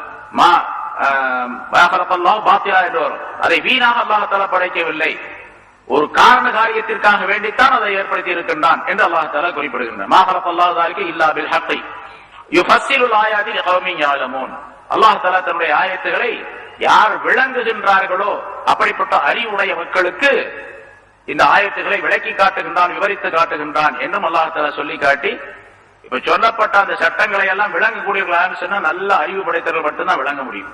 அறிவில்லாத மக்கள் இது என்ன போட்டு உளறிக்கிட்டு இருக்காங்க எல்லாம் சொல்லிட்டு இருக்காங்க அப்படின்னு போயிடுவாங்க. அதனால அறிவுள்ள மக்கள் தான் இதை விளங்கி அல்லாஹ்வை புகழ்ந்து அல்லாஹ்வுடைய குதிரத்தை, அவருடைய ஆற்றலையும் அவருடைய அறிவையும் எண்ணி பார்த்து அல்லாஹ்வுக்கு வழிபடக்கூடியவர்களாக, அல்லாஹ்வுடைய சொல் கேட்டு நடக்கக்கூடியவர்களாக இருக்க முடியும் என்பதை அல்லாஹ் தஆலா தெரியப்படுத்துகின்றான். அத்தகைய நல்ல விளக்கங்களை நம் அனைவருக்கும் அல்லாஹ் தஆலா தந்தருள்வானாக. வாஹிரு தஅவானா அல்ஹம்துலில்லாஹி ரப்பில் ஆலமீன். அர்ஸலஹுல்லாஹு பில் ஹக்கி பஷீரன் வ நதீரன் வ தாஇயன் இலல்லாஹி பிஇذنஹி வ சிராஜன் முனீரா. அம்மா பஅத் ஃபகத் قال الله تعالى في كلامه القديم أعوذ بالله من الشيطان الرجيم بسم الله الرحمن الرحيم إن في اختلاف الليل والنهار وما خلق الله في السماوات والأرض لآيات لقوم يتقون إن الذين لا يرجون لقاءنا ورضوا بالحياة الدنيا واطمأنوا بها والذين هم عن آياتنا غافلون أولئك مأواهم النار بما كانوا يكسبون إن الذين آمنوا وعملوا الصالحات يهديهم ربهم بإيمانهم تجري من تحتهم الأنهار في جنات النعيم دعواهم فيها سبحانك اللهم وتحيتهم فيها سلام وآخر دعواهم أن الحمد لله رب العالمين. صدق الله العظيم. கண்ணியத்திற்குரிய பெரியோர்களே, சகோதரர்களே, அல்லாஹ் தஆலாவுடைய கிருபையால் 669வது வாரமாக தஃப்சீருடைய இந்த தொடர் பயான் ஆரம்பிக்கப்படுகிறது. பிரம்மாண்டமான இந்த வானம், பூமி, இதற்கிடையில் இருக்கக்கூடிய ஏராளமான பொருள்கள் இவையெல்லாம் மா ஹலகல்லாஹு ஸாலிக இல்லா பில் ஹக், இதை சத்தியத்தை கொண்டே தவிர அல்லாஹ் தஆலா படைக்கவில்லை. இன்னொரு இடத்துல சொல்லும் போது அதை பாத்திலானதாக, வீணாக அல்லாஹ் தஆலா படைக்கவில்லை என்பதாக சொல்லுகின்றான். நமக்கு அது விளங்காது. சூரியனை பற்றி உள்ள விளக்கம் சொன்னோம், சந்திரனை பற்றி சொன்னோம், காலக்கணக்குகள் அதன் மூலமாக அமைக்கப்படுகின்றன என்பது மட்டுமல்லாமல் பல கோடிக்கணக்கான பலன்கள் அதன் மூலமாக கிடைக்கின்றன என்ற விவரமும் சொல்லப்பட்டது. நட்சத்திரங்களை கவனிக்கும் பொழுது பல கோடிக்கணக்கான நட்சத்திரங்கள் இருக்கின்றன. இவற்றினால் என்ன பலன்கள் என்று நமக்கு தெரியாது. ஒரு சில நட்சத்திரங்களை நாம் கணிக்கலாம். இந்த நட்சத்திரம் இதற்காக வேண்டி வழிகாட்டக்கூடியதாக இருக்கின்றது, அல்லது வேறு வகையான ஏதாவது ஒரு உபயோகத்தை நாம் குறிப்பிடலாம். ஆனால் எண்ணிலடங்காத நட்சத்திரங்கள் இந்த வான்வெளியிலே இருக்கின்றன. சில நட்சத்திரங்கள் சூரியனை விட பெரியது. சூரியன் இந்த பூமியை விட 1,60,000 மடங்கு பெரியது என்று சொன்னோம். அதைவிட பெரிய நட்சத்திரங்கள் எல்லாம் இருக்கின்றன. சில ஆண்டுகளுக்கு முன்னால இந்த கேலக்சி அல்லாத வேறொரு கேலக்சியிலே, இந்த பால்வெளி அல்லாத வேறொரு பால்வெளியிலே உள்ள ஒரு நட்சத்திரம் உடைந்து விட்டது. உடைந்த நட்சத்திரத்தில் அந்த நட்சத்திரத்துடைய ஒரு துண்டு பல ஆயிரக்கணக்கான துண்டுகளாக உடைந்து விட்டன. அப்படி உடைந்த அந்த நட்சத்திரத்தினுடைய ஒரு துண்டு சூரியனை விட பெரியதாக இருந்தது என்று சொன்னார்கள். அப்படி பல்லாயிரக்கணக்கான சூரியன்களை கொண்ட ஒரு பொருளாகவும் ஒரு பிரம்மாண்டமான படைப்பாகவும் நட்சத்திரங்களை அல்லாஹ் தஆலா படைத்துள்ளான் என்பதை பார்க்கின்றோம். இங்கே என்ன சொல்லப்படுகின்றது என்று சொன்னால், இவற்றையெல்லாம் ஏன் அல்லாஹ் தஆலா படைத்தான் என்று நம்முடைய மனதிலே கேள்வி வந்தால் அதற்கு பதில் சரியாக நமக்கு சொல்ல முடியாது. ஆனால் நாம் இப்படித்தான் நம்பிக்கை கொள்ள வேண்டும். ஒரு வீணான வேலைக்காக அல்லாஹ் தஆலா இதனை படைக்கவில்லை. எந்த வீணும் கிடையாது. ஒரு அணுவளவு அது வீணாக இருக்கின்றது, இது தேவையில்லாமல் இருக்கின்றது என்று சொல்லவே முடியாது. ஆனால் அதனை விளக்கி சொல்ல முடியாது, நம்மால் விளங்கிக் கொள்ளவும் முடியாது. நான் நம்பிக்கை கொள்ள வேண்டும். குர்ஆனில் அல்லாஹ் தஆலா சொல்லுகின்றான், மா ஹலகல்லாஹு ஹாதா பாத்திலா, இதை அல்லாஹ் தஆலா பாத்திலாக வீணாக படைக்கவில்லை என்பதால். ஆக ஏதோ ஒரு காரண காரியத்திற்காக படைத்திருக்கின்றான். ஒரு காரணம் நாம் இப்படி விளங்கலாம், அல்லாஹ் தஆலா மிகப்பெரிய ஆற்றல் உள்ளவன் என்பதை தெரிந்து கொள்வதற்காக வேண்டி, அவன் மிகப்பெரிய அறிவாளன் என்பதை தெரிந்து கொள்வதற்காக வேண்டி அல்லாஹ் தஆலா இதையெல்லாம் படைத்து வைத்திருக்கின்றான். ஆயத்துகளில் முன்னாலும் சொன்னோம், பின்னாலும் அந்த ஆயத்துகள் வருகிற பல இடங்களில் அல்லாஹ் தஆலா சொல்லுகின்றான். சொர்க்கத்தில கடைசியாக போகக்கூடிய ஒரு மனிதன், அந்த மனிதனிடத்தில் அல்லாஹ் தஆலா சொல்லுவானா, உனக்கு என்ன விருப்பமோ அதையெல்லாம் நீ நினைத்துக்கொள், நான் தருகிறேன் அப்படின்னு சொல்லுவான். அந்த மனிதன் நினைப்பார், அது வேண்டும், இது வேண்டும், இது வேண்டும், இது வேண்டும், இவ்வளவு பெரிய பங்களா மாளிகை இருக்கணும், இவ்வளவு தோட்டம் இருக்கணும், ஆறு இருக்கணும், அது இருக்கணும், என்னென்ன நினைப்பானோ அதெல்லாம் நினைப்பான். அதாவது அவன் கணக்கில் அடங்காத விஷயங்களை நினைச்சிடும். உம்னியத் என்பதாக ஹதீஸ்ல வருகின்றது. அவனுடைய எண்ணம் அப்படி இருக்கும், நிறைய நினைச்சிருவான். அதெல்லாம் எனக்கு வேணும் அப்படின்னு நினைப்பான். நினைச்சுக்கிட்டியா அப்படின்னு நல்லா கேட்பான். ஆமா. ஆக நீ நினைச்சது ரொம்ப கம்மியா இருக்கு அப்படின்னு நல்லா சொல்லுவான். நினைச்சது ரொம்ப கம்மியா இருக்கு. சரி பரவாயில்ல, உன்னால அவ்வளவுதான் முடியும், அதனால நீ என்ன நினைத்தாயோ அது போன்று 10 மடங்கு உனக்கு உண்டு, போ அப்படின்னு அனுப்பிடுவான். எவ்வளவு பெரிய விஷயம். அவன் நினைச்சதே பெருசு. எவ்வளவு பெருசுன்னு சொன்னா, அவன் நினைச்சதுல ஒரு மாளிகை 60 மைல் உயரம் இருக்கும். 60 மைல் உயரம் இருக்கும். 100 கிலோமீட்டர் உயரம் இருக்கும் ஒரு மாளிகை. ஒரு மாளிகை 100 கிலோமீட்டர், அது மாதிரி பல மாளிகை வேணும்னு நினைச்சிருப்பான். ஒவ்வொரு மாளிகையிலும் 70,000 வாசல்கள் இருக்கும். நிறைய சொல்லப்படுகின்றது.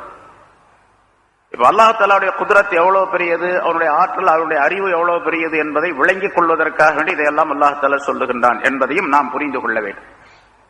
அதனால்தான் சொன்னா, யுஃபஸ்ஸிருல் ஆயாத்தி லிகௌமி யஅலமூன், அறிந்து கொள்ளுகின்ற கூட்டத்தினருக்கு இந்த ஆயத்துகளை, இந்த அத்தாட்சிகளை அல்லாஹ் தஆலா விபரித்து சொல்லி காட்டுகின்றான் என்பதாக குறிப்பிடுகின்றான். சென்ற வாரம் இந்த ஆயத்துக்குரிய விளக்கம் சொல்லப்பட்டது. அடுத்து அதே போன்று இன்ன ஃபிக்திலாஃபில் லைலி வன்னஹார், இரவும் பகலும் மாறி மாறி வருகின்ற விஷயத்திலே, வமா ஹலகல்லாஹு ஃபிஸ் ஸமாவாத்தி வல் அர்த், வானங்களிலும் பூமியிலும் அல்லாஹ் தஆலா படைத்திருக்கின்றவற்றிலே லஆயாத்தில் லிகௌமின் யத்தகூன், அல்லாஹ்வை பயந்து கொள்ளக்கூடிய கூட்டத்தினருக்கு பல அத்தாட்சிகள் இருக்கின்றன என்றும் சொல்லுகின்றார். சூரத்து ஆல இம்ரானிலும் வந்திருக்கின்றது. அதற்கு பின்னாலும் சில ஆயத்துகள் இது போன்று வந்திருக்கிறது. இரவு பகல் எப்படி மாறி மாறி வருகின்றது. இரவை அல்லாஹ் தஆலா முந்தி சொன்னதின் காரணமாக அல்லாஹ் தஆலா இரவைத்தான் முதலாவதாக படைத்தான், பிறகு பகலை உண்டாக்கினான் என்ற விபரமும், இரவு சிறந்ததா பகல் சிறந்ததா என்பதிலே ரெண்டுக்கு மத்தியிலே ஒரு உரையாடல் நடந்தது. அந்த உரையாடலிலே இரவு சிறந்தது என்பதற்கு பலவிதமான காரணங்களை இரவு பகலை பார்த்து சொன்னது என்ற ஒரு ஹதீஸ், ஒரு நீண்ட விளக்கம், இதெல்லாம் முன்னால் சொல்லப்பட்டது. ஆக அல்லாஹ் தஆலா இரவையும் பகலையும் படைத்து மனித வாழ்க்கைக்காக வேண்டி அதை தயார் செய்து வைத்திருக்கின்றார். பகல் நேரங்களிலே நாம் என்னென்ன செய்கின்றோமோ அதை இரவு நேரத்தில் செய்ய முடியாது. இரவு நேரத்தில் செய்கின்ற வேலையை பகல் நேரத்தில் செய்ய முடியாது. இரவு நேரத்தில் தூங்குகின்றோம், அந்த தூக்கத்தை பகலில் தூங்கி பாருங்க, ஒரு 5 மணி நேரம் 6 மணி நேரம், உடம்பு பூரா வலிக்கும். ராத்திரில தூங்கணும்னு சொன்னா வலி இருக்கிற உடம்பெல்லாம் வலியெல்லாம் போயிடும். என்ன அற்புதமாக அல்லாஹ் தஆலா ஆக்கி வச்சிருக்கிறான். எப்படி நிகழ்கின்றது என்று சொன்னால் அது அல்லாஹ் தஆலாவுடைய குத்ரத். அந்த நேரத்திற்கு அந்த சக்தியை அல்லாஹ் தஆலா வழங்கி இருக்கின்றான். பகலுக்கு ஒரு சக்தியை வழங்கி இருக்கின்றான். அந்த சக்தி அதற்குரியது. அதனால அதை சிந்தித்து பார்க்கக்கூடிய நேரத்தில் இன்ன இஃப்திலாஃபில் லைலி வன்னார், இரவும் பகலும் மாறி மாறி வரக்கூடிய விஷயத்திலே பல அத்தாட்சிகள் இருக்கின்றன. அதை சிந்தித்து பார்க்கக்கூடியவர்களுக்கு லிகௌமின் யத்தகூன் என்று சொன்னா அல்லாஹ்வை பயந்து கொள்ளுகின்ற கூட்டத்தினருக்கு என்றும் சொல்லலாம், அல்லது ஷிர்க்கை தவிர்ந்து வாழக்கூடிய மக்களுக்கு என்றும் சொல்லலாம், அல்லது பாவங்களை தவிர்ந்து வாழக்கூடிய கூட்டத்தினருக்கு என்றும் சொல்லலாம். யத்தகூன் என்பதற்கு யத்தகூன் அல்லாஹ், யத்தகூன ஷிர்க், யத்தகூனல் மஆசி என்றெல்லாம் பல அர்த்தங்கள் சொல்லப்பட்டு இருக்கின்றன. இதையெல்லாம் விட்டுட்ட யாருக்கு இந்த கணிப்பு, இந்த அறிவு யாருக்கு வரும்? வானத்தை பற்றி, பூமியை பற்றி, இரவை பற்றி, பகலை பற்றி, வானங்களிலே பூமியிலே படைத்திருக்கக்கூடிய பொருள்களை பற்றி, சூரியன், சந்திரன், நட்சத்திரங்கள், காற்று, மழை, மேகம் இவையெல்லாம் வானத்திலே இருக்கின்றன. அதே போன்று பூமியிலே பல கோடிக்கணக்கான பொருள்களை பார்க்கும், கடலிலும் கரையிலும் ஏராளமான பொருள்களை பார்க்கின்றோம். இவற்றிலெல்லாம் பல படிப்பினைகள் இருக்கின்றன, பல அத்தாட்சிகள் இருக்கின்றன என்று அல்லாஹ் தஆலா சொல்லுவது யாருக்கு என்று சொன்னால், யார் அல்லாஹ்வை பயப்படுகின்றார்களோ, ஷிர்க்கை தவிர்ந்து வாழுகின்றார்களோ, பாவங்களை விட்டு விட்டு வாழுகின்றார்களோ அவர்களுக்குத்தான் இது இருக்கும் என்றும் அல்லாஹ் தஆலா சொல்லுகின்றார். அப்ப மற்றவங்களுக்கெல்லாம் அந்த கவனமே வராது. அவங்களுக்கு ஏன் கேட்டா அவங்க வேற வேலையில இருக்கிறாங்க. அந்த வேலையின் காரணமாக, அந்த ஈடுபாட்டின் காரணமாக இந்த சிந்தனை எல்லாம் அவருக்கு வருவது கிடையாது என்பதை குறிப்பிடுகின்றார். அப்ப மற்றவங்க எல்லாம் செய்யறாங்களே, இப்போ ஆராய்ச்சி பண்றவங்க பூரா எல்லாம் காப்பீர்களாகத்தானே இருக்கிறாங்க, முஸ்லிம்கள் அல்லவே. ரயில கண்டுபிடிச்சான், மோட்டரை கண்டுபிடிச்சான், அதை கண்டுபிடிச்சான், செல்போனை கண்டுபிடிச்சு எல்லாம் கண்டுபிடிக்கிற பூரா காப்பீராகத்தானே இருக்கிறான். அப்ப அவன் எப்படி கண்டுபிடிக்கிறான்? இங்க சொல்லப்படுவது ஆயாத்தின் படிப்பினைகள் இருக்கின்றன என்று சொல்லும் போது அவனுக்கு படிப்பினை கிடையாது. கண்டுபிடிச்சு அதை மக்களுடைய பலனுக்காக வேண்டி, மக்கள் பயன்படுத்துவதற்காக அதை உபயோகத்துக்கு விடுறான், அவ்வளவுதான். அதன் மூலமாக அவன் பெருமை கொள்ளுகின்றான். அதன் மூலமாக மக்கள் எல்லாம் அவனை பாராட்டுகின்றார்கள். அவனுக்கு உலகம் கிடைத்து விடுகின்றது, அவ்வளவுதான். இங்க ஆயாத்தின் அப்படின்னு சொன்னா ஆகிரத்துடைய வாழ்க்கை கிடைப்பது அப்படிங்கிறார். ஒரு மூமினான மனிதர் பாவத்தை தவிர்த்து அல்லாஹ்வை பயந்து வாழக்கூடிய ஒரு மூமினான மனிதர் இரவை சிந்தித்தால், பகலை சிந்தித்தால், வானம் பூமியை பற்றி சிந்தித்தால், அதில் உள்ள பொருள்களை பற்றி சிந்தித்தால் அல்லாஹ் தஆலாவுடைய பயம் அதிகமாகும். அல்லாஹ்வை பற்றி உள்ள மகத்துவம் நன்றாக தெரியும். ஏன்னா முதல்ல அல்லாஹ்வை பயந்து கொள்வதற்கு முன்னதாக அல்லாஹ்வை பற்றி அவனுடைய அஸ்மத், அவனுடைய மகத்துவத்தை தெரிந்து கொள்ள வேண்டும். அதனாலதான் இதெல்லாம் சொல்லி காட்டுறான். வானங்களை பாருங்க, பூமியை பாருங்க, சந்திரனை பாருங்க, சூரியனை எல்லாத்தையும் பார்த்து சிந்தித்து பாருங்கள் என்று அல்லாஹ் தஆலா சொல்லுவது அவனுடைய அஸ்மத், அவனுடைய மகத்துவத்தை தெரிந்து கொள்ள வேண்டும் என்பதற்காக. மகத்துவம் தெரிந்து கொண்டால்தான் அடுத்ததாக அல்லாஹ்வை பயப்படக்கூடிய சூழ்நிலை ஏற்படும். அந்த பயம் வரும். பிறகு அல்லாஹ் தஆலா மீது மஹப்பத் வரும். இவற்றின் காரணமாக அல்லாஹ் என்ன சட்டங்களை சொல்லி இருக்கின்றானோ அதை செயல்படுத்தக்கூடிய மனப்பான்மை ஏற்படும். அடுத்து அல்லாஹ் சொல்லுகின்றான், இது மூமினான மனிதர்களுக்கு இதில் பல படிப்பினைகள் இருக்கின்றன. இன்னல்லதீன லா யர்ஜூன லிகாஅனா வரது பில் ஹயாத்தித் துன்யா வத்மஅன்னு பிஹா. சில மனிதர்கள் நம்மை சந்திப்பதை அவர்கள் ஆதரவு வைக்கவில்லை. அதாவது நம்மை சந்திப்பதை அப்படின்னு சொன்னா அந்த இடத்துல ஆகிரத்துடைய வாழ்க்கையை என்று பொருள். அல்லாஹ் சந்திக்கிறதுனா ஆகிரத்துக்கு போனா தானே சந்திக்க முடியும். ஆகிரத்துடைய வாழ்க்கையை ஆதரவு வைக்கவில்லை என்று சொன்னால் பயப்படவில்லையே. லா யர்ஜூன என்பதற்கு லா யஹாஃபூன், பயப்படவில்லையே அப்படிப்பட்டவர்கள். அல்லாஹ்வுடைய சந்திப்பை பயப்படவில்லையே. ஏன்னா ஒரு வார்த்தை, சில வார்த்தைகள் குர்ஆனில் இருக்கின்றன, அரபி மொழியிலும் அது சொல்லப்பட்டிருக்கின்றது. எதிரும் புதிருமான ரெண்டு அர்த்தங்களும் வரும். ரஜா என்று சொன்னால் ஆதரவு வைப்பது, நம்பிக்கை கொள்வது என்பதாகவும் சொல்லலாம். அதே நேரத்தில் பயப்படுவது என்றும் சொல்லலாம். ரஜா என்பதற்கு ஹவுஃப் என்ற அர்த்தம் உண்டு, தமா என்ற அர்த்தமும் உண்டு, ஆசை வைக்கிறது அர்த்தம். இந்த இடத்துல லா யர்ஜூனங்கிறது முஃபஸ்ஸிரீன்கள் லா யஹாஃபூன லிகாஅனா, லிகாஅனா ஆகிரா, ஹயாத்தல் ஆகிரா, மறுமையுடைய வாழ்க்கையை பயப்படவில்லையே அப்படிப்பட்ட மனிதர்கள். பின்னால வரக்கூடிய அந்த செய்தி அவங்களுக்கு தான். மறுமையை பயப்பட மாட்டாங்க. பயப்பட மாட்டாங்க அப்படின்னு சொன்னா அவங்க ஈமான் கொள்ளவே இல்லை, அதனால பயம் இல்லை. இப்ப ஈமான் கொண்டவர்களுக்கெல்லாம் பயம் இருக்கணும்னு அர்த்தம். வரது பில் ஹயாத்தித் துன்யா, நம்முடைய சந்திப்பை அவர்கள் ஆதரவு வைக்கவில்லை, பயப்படவில்லை என்பது ஒரு கருத்து, ஒரு நிலை. இன்னொரு நிலை என்ன, வரது பில் ஹயாத்தித் துன்யா, இந்த உலக வாழ்க்கையை அவர்கள் திருப்தி கொண்டார்களே அப்படிப்பட்டவர்கள், உலக வாழ்க்கையை திருப்தியோடு ஏற்றுக்கொண்டவர்கள் அவர்கள். வத்மஅன்னு பிஹா, மூணாவது அந்த உலக வாழ்க்கையிலேயே நிம்மதி கொண்டு விட்டார்கள் அவர்கள். இங்கதான் நம்ம நிரந்தரமா இருப்போம், இதை விட்டா வாழ்க்கையே கிடையாது. பிறந்தோம், அப்புறம் இறக்க போகின்றோம், இடையில உள்ள வாழ்க்கை அனுபவித்து செல்லுவோம் அப்படின்னு சொல்லிக்கிட்டே இருப்பாங்க. இந்த உலகத்தினுடைய இந்த வாழ்க்கையை கொஞ்சம் கூட விட்டு கொடுக்க கூடாது, சிரமப்படக்கூடாது. உலகத்துல சுகமாக வாழ்வதற்காக என்னென்ன செய்யணுமோ அதையெல்லாம் செய்ய வேண்டும் என்று நினைத்து அதை செயல்படுத்திக் கொண்டிருக்கக்கூடிய ரலூ பில் ஹயாத்தி துன்யா வத்மஅன்னு பிஹா, அதில் நிம்மதியாக இருக்கக்கூடியவர். இப்ப 3 விதமான கருத்துக்கள், அதாவது 3 விதமான நிலைகள் உடையவர்கள் என்று.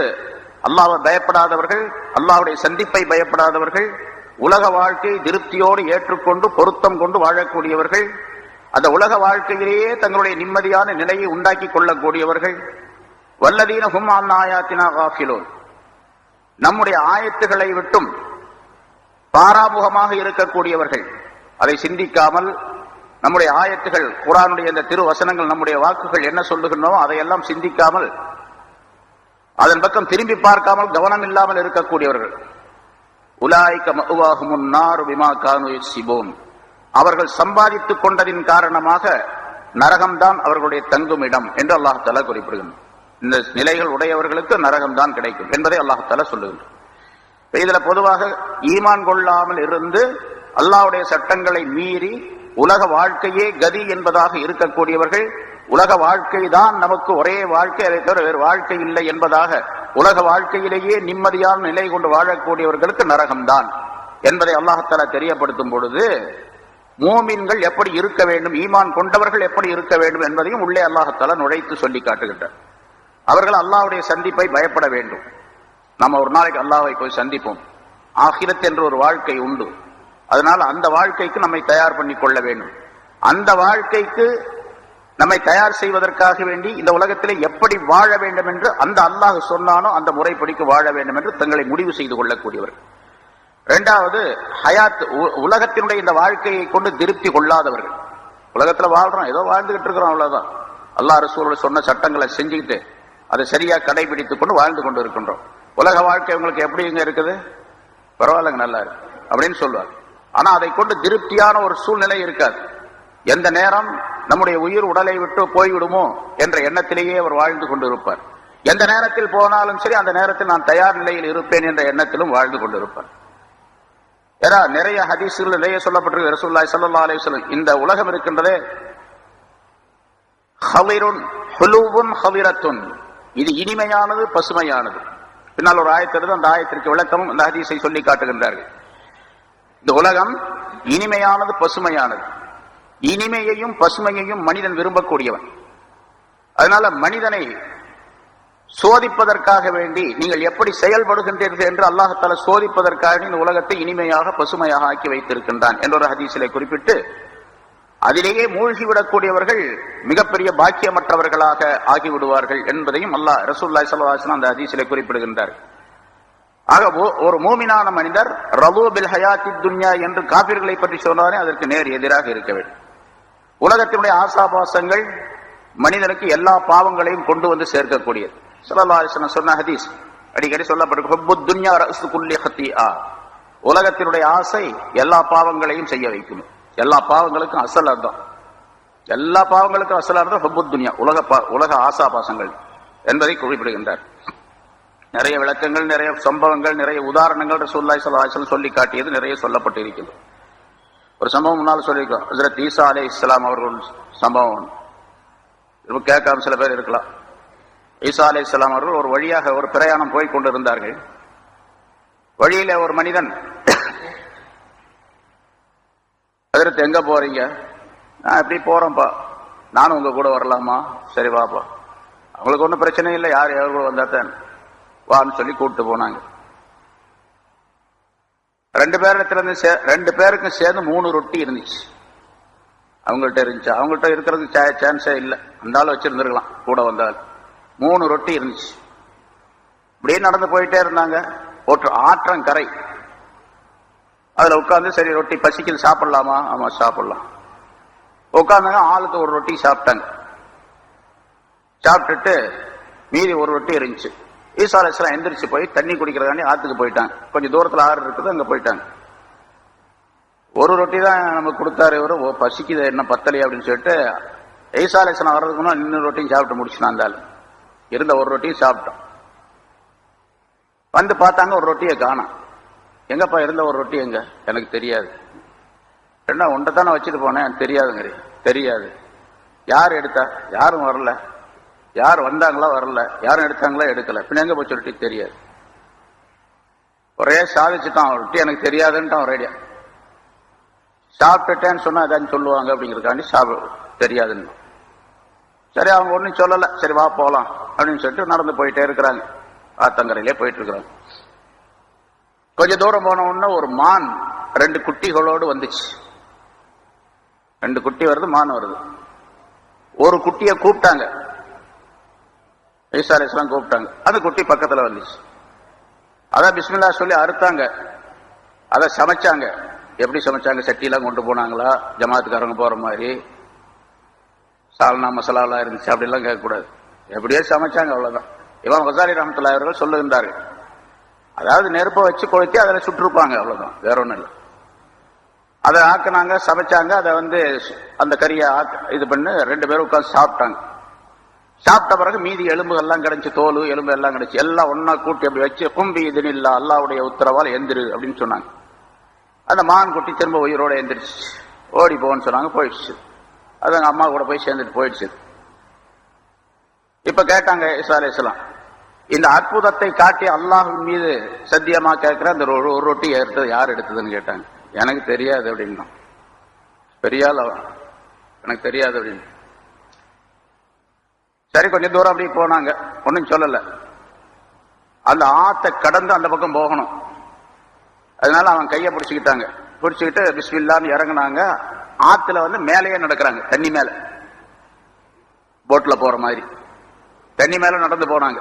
அந்த கரைக்கு போன பின்னால அவன் பார்த்து ரொம்ப அதிசயப்பட்டான். ஆச்சரியமா இருந்துச்சு, இவ்வளவு அற்புதமான வேலையை செய்யறாரு இவர் அப்படின்னு. போன பிறகு கேட்டாங்க, இந்த அதிசயத்தை காட்டி அல்லாஹ் மீது சத்தியமா உன்கிட்ட கேட்கிற அந்த ஒரு ரொட்டி யார் எடுத்தது? தெரியாது அப்படின்ட்டான். அப்போ இதோட பெரிய மோஜிதா என்ன காட்டுறது அவனுக்கு? சரி, கூட்டே போனாங்க. கொஞ்சம் தூரம் போனோம்னா மணல் வெளி, பாலைவனமா இருந்துச்சு. கொஞ்சம் தூரம் நடந்த பின்னால ஒரு இடத்துல என்ன பண்ணாங்க, உட்கார்ந்து மணலை கையால குவிச்சாங்க. 3 குவியல் வச்சாங்க. 3 குவியலாக ஆக்கி, நீ தங்கமாக ஆகிவிடு அப்படின்னு சொன்ன. அல்லாஹ்வுடைய உத்தரவை கொண்டு தங்கமாக ஆகிவிடுன்னு சொன்னாங்க. 3 குவியலும் தங்கமாயிடுச்சு, கோல்டு. பார்த்து பெரிய ஆச்சரியப்பட்டான். அப்ப சொன்னாங்க, இந்த ஒரு குவியல் எனக்கு, ஒரு குவியல் உனக்கு, இன்னொரு குவியல் அந்த ஒரு ரொட்டி யார் திண்டானோ அவனுக்கு அப்படின்னாங்க. ஹஜ்ரத், நான் தான் சாப்பிட்டேன் அப்படின்னா. அப்பதான் துனியாவை எவ்வளவு பெரிய மோகமா கருதி இருக்கிறான் அப்படிங்கிறது இமாம் கசாலி ரஹ்மத்துல்லாஹி சொல்லி காட்டுகின்றார்கள். ஜம்முத் துன்யா என்ற பகுதியில சொல்றாங்க, எனக்கு தான், நான் தான் சாப்பிட்டேன் அப்படின்னா. அப்படியா, சரி, அப்ப நீ 3 குவியல் நீங்க வச்சு, எனக்கு தேவையில்லை அப்படின்னு சொல்லிட்டு போயிட்டாங்க. அவன் பார்த்துக்கிட்டே உட்கார்ந்துருக்கான், இது எப்படா எடுத்துட்டு போறது ஊருக்கு அப்படின்ட்டு. 3 குவியலை வச்சுட்டு உட்கார்ந்துட்டே இருக்கிறான். ஈசா அலைஹிஸ்ஸலாம் போயிட்டாங்க. போன பிறகு 2 மனிதர்கள் வந்தாங்க அந்த பக்கம். 2 பேரும் என்னப்பா அப்படின்னு கேட்டாங்க. இந்த மாதிரி தங்க குவியல் இருக்குது, ஊருக்கு எடுத்துட்டு போகணும். அவங்க 2 பேரும் பார்த்தாங்க, ஒன்னு ஆளை காலி பண்ணிட்டு நாங்க 2 பேரும் எடுத்துக்க போறோம் அப்படின்னாங்க. இதனோட வம்பா இருக்குது, நம்மளே காலி பண்ணிட்டு அப்புறம் தங்கம் இருந்து என்ன பண்றது, அதனால இவன்கிட்ட சமாதானமா போயிடும் அப்படின்னு சொல்லிட்டு இந்த ஆள் என்ன பண்ணா, அப்படிலாம் செய்ய வேணாம், நம்ம 3 பேரும் எடுத்துக்குவோம், பங்கு போட்டுக்கோ. 3 குவியல் இருக்கு, 3 பேரும் எடுத்துக்குவோம், நீ ஆள் கொண்டு எடுத்துட்டு போயிடும், ரொம்ப நல்லது. அப்ப 3 பேர் சேர்ந்து மஷவரா பண்ணி, இப்ப பசிக்குது, அவங்க 2 பேரும் பசிக்குதுனாங்க. இந்த ஆளுக்கும் பசி, ரொம்ப நேரம் ஆயிருக்கு சாப்பிட்டு, அந்த ரொட்டி, ஒரு ரொட்டி 2 ரொட்டியை சாப்பிட்டு. அதனால பக்கத்துல ஊர் இருக்குது, ஒரு கிராமம் இருக்குது, அங்க போய் ஏதாச்சும் சாப்பாட்டு பொருள் வாங்கிட்டு ஒரு ஆளை அனுப்பிட்டான். யாராவது ஒருத்தர், ஒரு 3 பேர்ல ஒரு ஆள் போயிட்டாங்க, அது யாருன்னு குறிப்பிடலாம் இல்லை, ஒரு ஆள் போய் சாப்பாடு வாங்கிட்டு சொல்லி காசை கொடுத்து அனுப்பிட்டாங்க. போன பிறகு இந்த 2 பேரும் உட்கார்ந்துருக்கானுங்க, இதை பார்த்துக்கிட்டு இவன் மஷூரா பண்ணானுங்க 2 பேரும் சேர்ந்து. அவன் திருப்பி வந்தா 3 பேர்த்துக்கும் சேர்ந்துல பங்கு வைக்கணும். அதனால நம்ம என்ன பண்ணுவோம், அவன் வந்த உடனே 2 பேரும் சேர்ந்து அவனை கத்தல் பண்ணிடுவோம், கொலை பண்ணிடுவோம். கொலை பண்ணிட்டு நம்ம 2 பேரும் மட்டும் இதை எடுத்துக்குவோம் அப்படின்னு சொல்லி இவன் முடிவு பண்ணி வச்சிருக்கானு. அவன் போன என்ன பண்ணா 3 பேருக்கு இதை கொடுக்க வேண்டியதா இருக்கு. அந்த போன ஆள் இந்த ஆள் தான், ஈசா அலைஹிஸ்ஸலாம் கூட போனா இந்த ஆள் தான். நம்ம ஒரு ஆளுக்கு தான் ஏதோ ஈசா அலைஹிஸ்ஸலாம் கொடுத்துட்டு போனாங்க. இவனுக்கு இடையில 2 பேரும் அதை புடுங்கிறதுக்கு பாக்குறாங்க. அதனால இந்த 2 பேரையும் காலி பண்ணிட்டு நம்ம தான் எடுத்துட்டு போகணும் அப்படின்னு நினைச்சுக்கிட்டு அவன் போன என்ன பண்ணா, சாப்பாட்டு பொருள் வாங்கி அதுல விஷத்தை கலந்து கொண்டு வந்தான். சாப்பிடுவாங்க, 2 பேரும் அவுட் ஆயிடுவாங்க, நம்ம மட்டும் அதை எடுத்துட்டு போயிடுவோம் அப்படின்னு சொல்லிட்டு அவன் விஷம் கலந்து கொண்டு வந்தான். அவன் வந்ததுதான் தாமதம். உடனடியாக 2 பேரும் பாஞ்சு போய் அவனை கத்தல் பண்ணிட்டாங்க, அவளை காலி பண்ணிட்டாங்க. முதல்ல சாப்பிட்டுக்குவோம், அப்புறம் 2 எடுத்துட்டு போயிடுவோம் 2 பேரும் சேர்ந்து அப்படின்னு சொல்லிட்டு சாப்பிட்டாங்க. 2 பேரும் மௌத்தா போயிட்டாங்க. ஈசா அலைஹிஸ்ஸலாம் ரொம்ப நாள் போயிட்டு அன்னைக்கு மறுநாளோ அப்புறம் அந்த வழியா வர்றாங்க. வந்து பார்த்தா அந்த தங்க குவியல் 3 அப்படி இருக்குது, 3 குவியல் இருக்குது. 3 பேர் பணமா கிடக்குறாங்க. தன்னுடைய சீடர்களும் சில பேர் கூட இருந்தாங்க. அந்த நேரத்தில் சொன்னாங்க, ஹாதிஹி துன்யா, இதுதான் உலகம் அப்படின்னு சொன்னாங்க. ரலூ பில் ஹயாத்தி துன்யா வத்மஅன்னு பிஹா, மூமின்கள் இதை கொண்டு படிப்பினை பெற வேண்டும் என்பதற்காக இது சம்பவம் சொல்லப்படுது. இது மாதிரி நிறைய சம்பவங்கள் இருக்கு, ஏராளமான சம்பவங்கள். மூமின்கள் அப்படி இருக்கக்கூடாது. உலக ஆசை, உலகத்தையே கவ்வி கொண்டு இருக்கக்கூடாது. பொருள் வேணும், ஆனா பொருளின் மீது மோகம் இருக்கக்கூடாது. சாப்பாடு வேணும், சாப்பாட்டின் மீதே மோகம் இருக்கக்கூடாது. வீடு வேணும், வீட்டின் மீதே மோகம் இருக்கக்கூடாது. மனைவி மக்கள் வேணும், ஆனா அதன் மீதே மோகம் இருக்கக்கூடாது. இந்த உபகரணங்கள், இதெல்லாம் உபகரணங்கள், அஸ்பாபுகள், காரணங்கள். அல்லாஹ்வை அடைவதற்கு காரணங்களாக அல்லாஹ் தஆலா வீட்டை கொடுத்திருக்கிறான், பணத்தை கொடுத்திருக்கிறான், மனைவியை கொடுத்திருக்கிறான், மக்களை கொடுத்திருக்கிறான். மற்ற எல்லா வகையான சுகபோகங்கள் அனைத்து உலகத்தில் கிடைக்கக்கூடிய எல்லாவற்றையும் அல்லாஹ்வை அடைவதற்கு வழியாக ஆக்கிக் கொள்ள வேண்டும் ஒரு மூமினான மனிதர் என்பதை காபிர்களை பற்றி அல்லாஹ் தஆலா சொல்லக்கூடிய இந்த ஆயத்தின் மூலமாக நமக்கு உணர்த்தி காட்டுகின்ற ரலூ பில் ஹயாத்தி துன்யா வத்மஅன்னு பிஹா என்பதால். சரி, அப்படி அல்லாஹ்வை மறக்கக்கூடியதாக இருக்கக்கூடாது. அல்லாஹ்வை மறக்கடிக்கக்கூடியதாக இந்த பொருள்கள் எல்லாம், இந்த காரண காரியங்கள் எல்லாம் இருக்கக்கூடாது. சரி, காபிர்களை பற்றி உலாயிக மஅவாஹும் நார் பிமா கானூ யக்ஸிபூன் என்று சொல்லிட்டு அடுத்து ஈமான் கொண்டவர்களுக்குரிய நன்மைகள், அவர்களுக்கு கிடைக்கக்கூடிய பாக்கியங்களை பற்றி அல்லாஹ் தஆலா சொல்லுகின்றார். இன்னல்லதீன ஆமனூ வ அமிலுஸ் ஸாலிஹாத்தி யஹ்தீஹிம் ரப்புஹும் பிஈமானிஹிம்.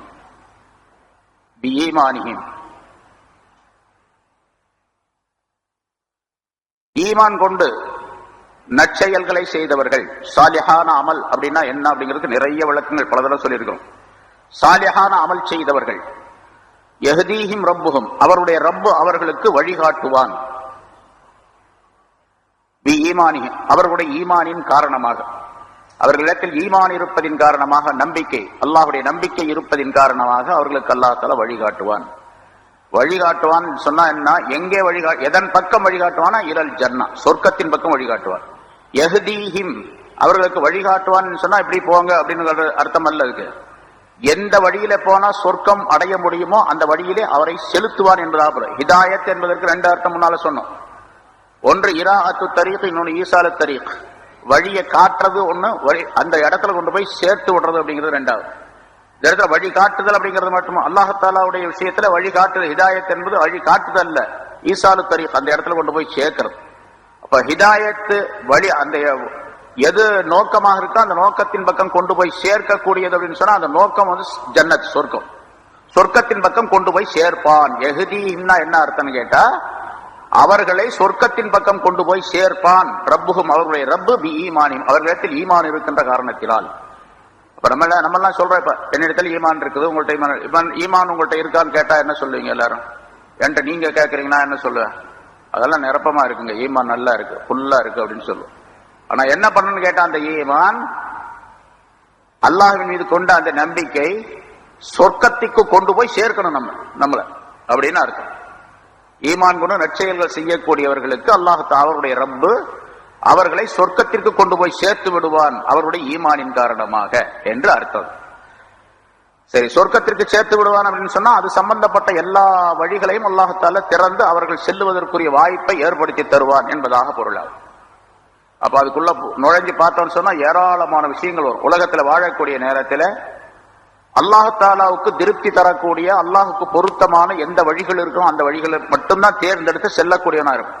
அல்லாஹ்வுடைய கோபத்திற்கு எந்த வழியிலும் செல்ல மாட்டான். அந்த அல்லாஹ் தஆலா அப்படி வழி விட மாட்டான், அந்த வழியை வைக்க மாட்டான் அவனுக்கு.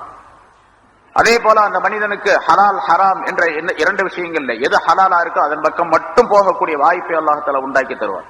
ஹராமின் பக்கம் போகவே மாட்டோம். இதெல்லாம் அல்லாஹ் செய்து தருவான். நிபந்தனை என்ன? ஈமான் வேணும், சாலிஹான அமல் வேணும். சரி, அப்படி சொர்க்கத்தின் பக்கம் அல்லாஹ் கொண்டு போய் மனிதனை அவருடைய ரப் அவர்களை சேர்த்து விடுவான். எப்படிப்பட்ட சொர்க்கம்? தஜ்ரீ மின் தஹ்திஹிமுல் அன்ஹார், அவர்களுக்கு கீழே ஆறுகள் ஓடிக்கொண்டிருக்கும். கீழே சொன்னா பக்கத்திலேன்னு அர்த்தம். முன்னால பல தடவை சொல்லி இருக்கிறோம். சொர்க்கத்தை பற்றி சொல்லும் போது தஜ்ரீ மின் தஹ்திஹில் அன்ஹார், அதுக்கு கீழே ஆறுகள் ஓடிக்கொண்டிருக்கும் சொன்னா பக்கத்துல, அதுக்கு பக்கத்திலேன்னு அர்த்தம். பக்கத்துல அப்படின்னு சொன்னா இப்ப இங்க இருக்கிறோம், இங்க இருந்து 2 கிலோமீட்டருக்கு அந்த பக்கம் கடல் இருக்குது. இது தஜ்ரீ மின் தஹ்திஹில் அன்ஹார் அப்படிங்கிற அர்த்தம் தான். ஏன்னா ஃபிரௌன் சொல்லக்கூடிய ஒரு வாசகம் குர்ஆன்ல அல்லாஹ் தஆலா சொல்லுகின்றான், ஹாதிஹில் அன்ஹார் தஜ்ரீ மின் தஹ்தி, எனக்கு கீழே இந்த ஆறு எனக்கு கீழே ஓடுகின்றது. தன்னுடைய அதிகாரத்தை பற்றி சொல்லும்போது ஃபிரௌன் சொல்லுவதாக அல்லாஹ் தஆலா குர்ஆன்ல சொல்றான். எனக்கு கீழே இந்த ஆறு ஓடுகின்றது அப்படின்னு சொன்னா அவனுக்கு கீழே மாளிகை கீழே ஓடிட்டு இருந்துச்சுன்னா அர்த்தமா? அவன் ஒரு இடத்துல இருக்கிறான், மிஸ்ர்ல, எகிப்துல. அவனுடைய நாட்டுல ஒரு பக்கத்துல ஆறு ஓடுது, இந்த நைல் நதி. அந்த நைல் நதியை பற்றி சொல்லுகின்றான். நம்ம நாட்டுல பாத்தீங்களா பெருமையா இருக்கு, பெருமைக்குரிய ஒரு நதி அது நைல் நதி என்பது. வற்றாத ஜீவ நதி என்பதாக சொல்லப்படும். அப்படிப்பட்ட அற்புதமான நதி நம்ம நாட்டில தான், என்னுடைய நாட்டில தான் ஓடுது, என்னுடைய ஆட்சியில தான் ஓடிக்கொண்டிருக்கின்றது அப்படின்னு சொல்றாங்க. அதுபோல தஜ்ரீ மின் தஹ்திஹில் அன்ஹார், இங்க தஹ்திஹிமுல் அன்ஹார், அவர்களுக்கு கீழே ஆறுகள் ஓடுகின்றன. அவங்க இருக்கக்கூடிய இடத்துக்கு பக்கத்துல ஆறு ஓடிக்கொண்டிருக்கும். ஆறுகள் ஓடுகின்றன, ஆறு அல்ல, ஆறுகள். எத்தனை ஆறு? 4 ஆறு. பாலாறு, தேனாறு, நீராறு, மதுவாறு, 4 ஆறுகள். 4 ஆறுகள் அப்படிங்கறத நம்பிக்கை கொள்ளணும். தண்ணீராக ஒரு ஆறு ஓடுகின்றது, பாலாகவே ஒரு ஆறு ஓடும். ஆனா ஆறு அப்படிங்கிறது இங்க உள்ள கங்கை, யமுனா, கோதாவரி அப்படிங்கிற மாதிரி ஆறு அல்ல. அவ்வளவு இந்த கரை தெரியும், அந்த கரை எங்க இருக்குன்னு தெரியாது, அடுத்த கரை எங்க இருக்குன்னு தெரியாது. அவ்வளவு பெரிய ஆறு. சரி, எங்கிருந்து உற்பத்தி ஆகுது? ரசூலுல்லாஹி ஸல்லல்லாஹு அலைஹி வஸல்லம் சொல்லுகின்றார்கள், ஃபிர்தௌஸ் என்ற சொர்க்கம், அதனுடைய மைய பகுதியில் இருந்தால் அந்த ஆறுகள் உருவாகி ஓடிக்கொண்டிருக்கின்றன. அதனுடைய முகத்துவாரம் அங்கதான் இருக்குது. ஆனா அது கடைசி எங்க போய் சேருது அதெல்லாம் தெரியாது, யாருக்கும் தெரியாது. ஜிப்ரீல் அலைஹிஸ்ஸலாம் அவர்களுக்கே தெரியாது அப்படின்ட்டாங்க. அது எங்க போயிருக்கு, எங்க போய் முடியுதுன்னே தெரியாது. சரி, அது மாதிரி பாலினால் ஆறு. இது எதுக்கு? ஒரு பால்ல ஆறு ஒன்னா குடிக்கிறதுக்கா? எவ்வளவு குடிக்க முடியும்? குளிக்கிறதுக்கா? குளிக்க முடியுமா பால்ல? தேனு அதை குடிக்கிறதா, குளிக்கிறதா? அதே மாதிரி மது ஆறு, அதான் குடிக்க கூடாது மதுவை. லா ஃபீஹா கவுலுன் வலாஹும் யுன்ஸஃபூன், அவங்க போதையாக மாட்டார்கள், மயக்கமடைய மாட்டார்கள். அதுல அந்த மது, அந்த மது ரொம்ப இன்ட்ரெஸ்டா இருக்கும், ரொம்ப இனிமையா இருக்கும். அதே மாதிரி தேன், அது குடிக்கிறதுக்கு தான் அல்லாஹ் தஆலா வச்சிருக்கான், அருமையான தேன். அதே மாதிரி பாலும் குடிக்கிறதுக்கு தான். சொர்க்கவாசிகள் குடித்துக் கொண்டே இருப்பார்கள், பருகிக் கொண்டே இருப்பார்கள். அந்த நீரிலே குளிப்பார்கள் அல்லது குடிப்பார்கள், எல்லாம் செய்வாங்க. அப்படிப்பட்ட அற்புதமான ஆறு. 4 ஆறு, இந்த மாதிரி 4 ஆறு ஓடுது அப்படின்னு சொல்லிட்டு அல்லாஹ் தஆலா குர்ஆனின் மூலமாக உறுதிப்படுத்துகின்றான். தஜ்ரி, அதாவது ஜன்னத்துல்லதி உஇதல் முத்தகூன் ஃபீஹா அன்ஹாரும் மின் மாஇன் கைரி ஆசின் வ அன்ஹாரும் மின் லபனின் என்ற அந்த ஆயத்தில் அல்லாஹ் தஆலா 4 ஆறு. இப்ப இந்த மாதிரி 4 ஆறுகள் இருப்பதையும் நம்பிக்கை கொள்ள, ஈமான் கொள்ள வேண்டும். ஏன்னா சில பேர் நம்மாள்கள்ல சில பேர் கொஞ்சம் ரொம்ப படிச்சுட்டு சொன்னா சொர்க்கம் அப்படிங்கிறது ஒரு இமேஜ், அது ஒரு கற்பனையான ஒரு பொருளே தவிர உண்மையிலே சொர்க்கம் எல்லாம் கிடையாது. சொர்க்கமே இல்லை அப்படின்னு சொல்லும் போது அவர் நம்புவாரா? இதை நம்புவாரா? ஆறு இருக்குங்கிற நம்புவாரா? அதையும் நம்ப மாட்டார். நம்பலன்னு சொன்னா அவருடைய ஈமான் பறி போயிடும். அதனால ஆறுகள் ஓடுகின்றது எதுக்காக, ஏன் ஓடுது, அதுல தேவை என்ன அப்படின்லாம் கேட்டுக்கிட்டு இருக்க கூடாது. ஓடுது, ஆறுகள் இருக்கின்றன, ஓடிக்கொண்டிருக்கின்றன அப்படிங்கிறது நம்பிக்கை கொள்ள வேண்டும். தஜ்ரீ மின் தஹ்திஹிமுல் அன்ஹார் ஃபீ ஜன்னாத்தின் நஈம், நஈம் என்ற சொர்க்கத்திலே, சொர்க்கத்தினுடைய தோட்டங்களிலே, நஈம் என்பது ஒரு சொர்க்கத்துக்கு பேரு, அதனுடைய சோலைகளிலே ஆறுகள் ஓடிக்கொண்டிருக்கக்கூடிய அந்த இடத்திலே அவர்கள் இருப்பார்கள், தங்கி இருப்பார்கள் என்பதாக அதனுடைய பொருள். தாவாஹும் ஃபீஹா, அதிலே அவர்களுடைய துஆ எப்படி இருக்கும்? சுப்ஹானக அல்லாஹும்ம வ தஹிய்யத்து, சுப்ஹானக அல்லாஹும்ம என்பதுதான் அவங்களுடைய துஆ. அவர்கள் சொல்லக்கூடிய அல்லாஹ்வை புகழக்கூடிய அந்த வாசகம் அப்படின்னு கேட்டா சுப்ஹானக அல்லாஹும்ம அப்படின்னு சொல்லுவாங்க என்று அல்லாஹ் தஆலா குறிப்பிடுகின்றான். சுப்ஹானக அல்லாஹும்ம என்று சொன்னா அல்லாஹ் தஆலா பரிபூர்ணமாக புகழ்ந்ததாக ஆகிவிடும். அவர்கள் வ தஹிய்யத்துஹும், அவர்களுக்குரிய காணிக்கை ஃபீஹா, அந்த சொர்க்கங்களிலே சலாம் சலாம் சலாம், எங்க பார்த்தாலும் சலாம், அஸ்ஸலாமு அலைக்கும் அஸ்ஸலாமு அலைக்கும் அஸ்ஸலாமு அலைக்கும் சொல்லிக்கிட்டே இருப்பாங்க மலக்குகள். எவ்வளவு நாள்லாம் கணக்கு கிடையாது, ராத்திரி பகல்லாம் அங்க கிடையாது, 24 மணி நேரம்லாம் கிடையாது, ஏன்னா சூரியன் சந்திரன்லாம் கிடையாது, அதனால இரவு பகலும் கிடையாது. எல்லா நேரங்களிலும் வர்ற நேரங்கள்லாம் சொல்லிக்கிட்டே இருப்பாங்க. முன்னால ஒரு ஆயத்துல நேற்று அங்க இதுல சொன்னோம், அந்த ஆயத்துல சூரத்து ராஜ்ல வரக்கூடிய ஒரு ஆயத்துல அவங்க காணிக்கை கொண்டு வருவார்கள் அல்லாஹு தாலாவிடத்தில் இருந்து. அந்த மலக்குகள் காணிக்கைகளை கொண்டு வருவார்கள். அதாவது சொர்க்கவாசிகள் ஒரு மரத்தின் நிழலிலே கூடி பேசிக் கொண்டிருப்பார்கள். ஒரு மரத்தினுடைய நிழல்ல, ஒரு கிளையினுடைய நிழலிலே 100 பேர் உட்கார்ந்து இருப்பாங்க. அது மாதிரி பல்லாயிரக்கணக்கான கிளைகள் இருக்கும். அப்படி அருமையான ஒரு மரம் இருக்கு, தூபா என்று அந்த மரத்துக்கு பேரு. அந்த மரத்தினுடைய கிளைகளுடைய நிழலிலே வேகமாக செல்லக்கூடிய ஒரு குதிரை வீரர் 100 வருஷம் போகலாம். அவ்வளோ பெரிய நீளமான ஒரு, வேணா ஓதி பாருங்க அப்படின்னு ரசூலுல்லாஹ் சொல்றாங்க, மம்தூத், நீளமான நிழல் என்று அல்லாஹ் சொல்லுகிறார். ரொம்ப நீளமா இருக்கும். 100 வருஷம் ஒரு குதிரையில போலாம் ஒரு மனிதன், அவ்வளவு பெரியது. அந்த நிழல் எல்லாம் இளைப்பாரி கொண்டு பேசிக்கொண்டு இருக்கக்கூடிய நேரத்தில், ஓய்வாக இருந்து கொண்டிருக்கக்கூடிய நேரத்தில் மலக்குகள் வந்து, உங்களுடைய ரப்பு உங்களை கூட்டு வர சொன்னா நீங்கள் அவனுக்கு அதாவது அவனுடைய சலாம் உங்களுக்கு கொடுப்பதற்காக வேண்டி அப்படின்னு சொல்லுவாங்க. அவங்க ஒரு குதிரை கொண்டு வருவாங்க. ஒரு குதிரை இல்ல, ஒவ்வொருத்தருக்கும் ஒரு குதிரை கொண்டு வருவாங்க. அந்த குதிரை எப்படி இருக்குன்னா பூரா வைரம், வைடூரியம், மாணிக்கம் இதனால் படைக்கப்பட்டிருக்கு. அதனுடைய ரெக்கைகள்லாம் அப்படி படைக்கப்பட்டிருக்கு. ரெக்கையெல்லாம் அப்படி இருந்துச்சுன்னா எப்படி பறக்க முடியும் அப்படின்னு கேக்குறீங்களா? அது நமக்கு தெரியாது, அங்க போனா தான் தெரியும். அந்த குதிரையில ஏற்றி அவர்கள ரப்பு கூப்பிடுறோம் அப்படின்னு சொல்லுவாங்க. அவங்கள அது ஏற்றி உட்கார வைப்பாங்க. அது பறந்து போகும். பறவையை விட மிக வேகமாக பறந்து போகும். அப்படியே அந்த ஹதீஸ்ல வருது, பறவையை விட மிக வேகமாக பறந்து, அஸ்ரவும் மின தாயிர், பறவையை விட ரொம்ப வேகமா போகும். போய் ரப்புடைய சன்னிதானத்துக்கு போன உடனே அவங்க சொல்லுவாங்க, அல்லாஹும்ம அன்தஸ்ஸலாம் மின்கஸ்ஸலாம் அப்படின்னு சொல்லுவாங்க. யா அல்லாஹ், நீதான் சலாம், சாந்திமயமானவன், நிம்மதியான தன்மையுடையவன், சலாம் என்ற சாந்தியை தரக்கூடியவன் நீதான். ஒமின்கஸ்ஸலாம், சாந்தி என்பது உன்னிடத்தில் இருந்தான் கிடைக்க பெற வேண்டியதாக இருக்கின்றது அப்படின்னு காணிக்கை சொல்லுவாங்க. அல்லாஹ் சொல்லுவான், அனஸ்ஸலாம் அஸ்ஸலாமு மின்னி, நான் தான் சலாம் என்பவன், என்னிலிருந்தான் சலாம் உங்களுக்கு கிடைக்க பெறும் என்பதாக சொல்லிட்டு தான் முன்னால் சொன்ன ஒரு விஷயத்து, நீங்க என்னென்ன வேணுமோ அதெல்லாம் நினைச்சிங்க அப்படின்னு எல்லாத்தையும் நினைச்சுக்குவாங்க. நினைச்ச பிறகு அல்லாஹ் தஆலா அதை போல 10 மடங்கு கொடுங்க அப்படின்னு சொல்லுவான் என்பதாக வருகின்றது. சரி, அப்படிப்பட்ட சொர்க்கம், அதுல வந்து இவங்களுடைய தாவா, இவருடைய வாக்கு, இவருடைய துஆ எப்படி இருக்கும் என்று சொன்னால் சுப்ஹானக அல்லாஹும்ம என்று அல்லாஹ்வை புகழ்வதாக இருக்கும். காணிக்கை தஹிய்யத்துஹும் ஃபியா ஸலாம், அவர்களுக்குரிய காணிக்கை அந்த சொர்க்கங்களிலே சலாம், அஸ்ஸலாமு அலைக்கும் அஸ்ஸலாமு அலைக்கும் என்று சொல்லுவதாக இருக்கும். அல்லாஹ்வின் புறத்திலிருந்தும் சலாம் கிடைக்கும், அதே மாதிரி மலக்குகளின் புறத்திலிருந்தும் கிடைக்கும். அந்த திரும்ப வீட்டுக்கு வந்துருவாங்க, இவங்க எல்லாரும் திரும்ப வீட்டுக்கு வருவாங்க. வீட்டுக்கு வந்தா ஒரு மாளிகைக்கு 70,000 வாசல்கள் இருக்கும். ஒவ்வொரு மாளிகையிலும் 70,000 வாசல்கள். 70,000 வாசல்களிலும் ஒவ்வொரு வாசலும் 2 ஹூருல் ஈன் பெண்கள் இருப்பார்கள்.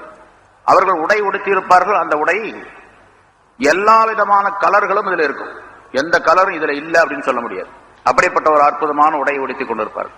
சரி, அந்த உடை எங்கிருந்து கிடைக்கும் சொன்னா, தூபான் அந்த மரம் சொன்ன பாருங்க, அந்த மரத்தினுடைய கிளைகளில மொட்டுகள் இருக்கும். பூ வருவதற்கு முன்னால மொட்டு இருக்கு பாருங்க, அக்குமாம் என்பதாக சொல்லப்படும். அந்த மொட்டுகளில் இருந்து அந்த துணிகள் எல்லாம் வெளிவந்து கொண்டே இருக்கு. இங்க உலகம் இருக்குதே, இது தாருல் மெஹனத், உழைக்கக்கூடிய இடமாக அல்லாஹ் தஆலா படைச்சிருக்கிறான். அதனால பஞ்சோட நிறுத்திக்கிட்டான். விதைய போட்டா பஞ்சு வரும். பஞ்சை எடுத்து அதை சரி பண்ணி அதை அடிச்சு தூத்தி அது பண்ணி இது பண்ணி நூலாக்கி அப்புறம்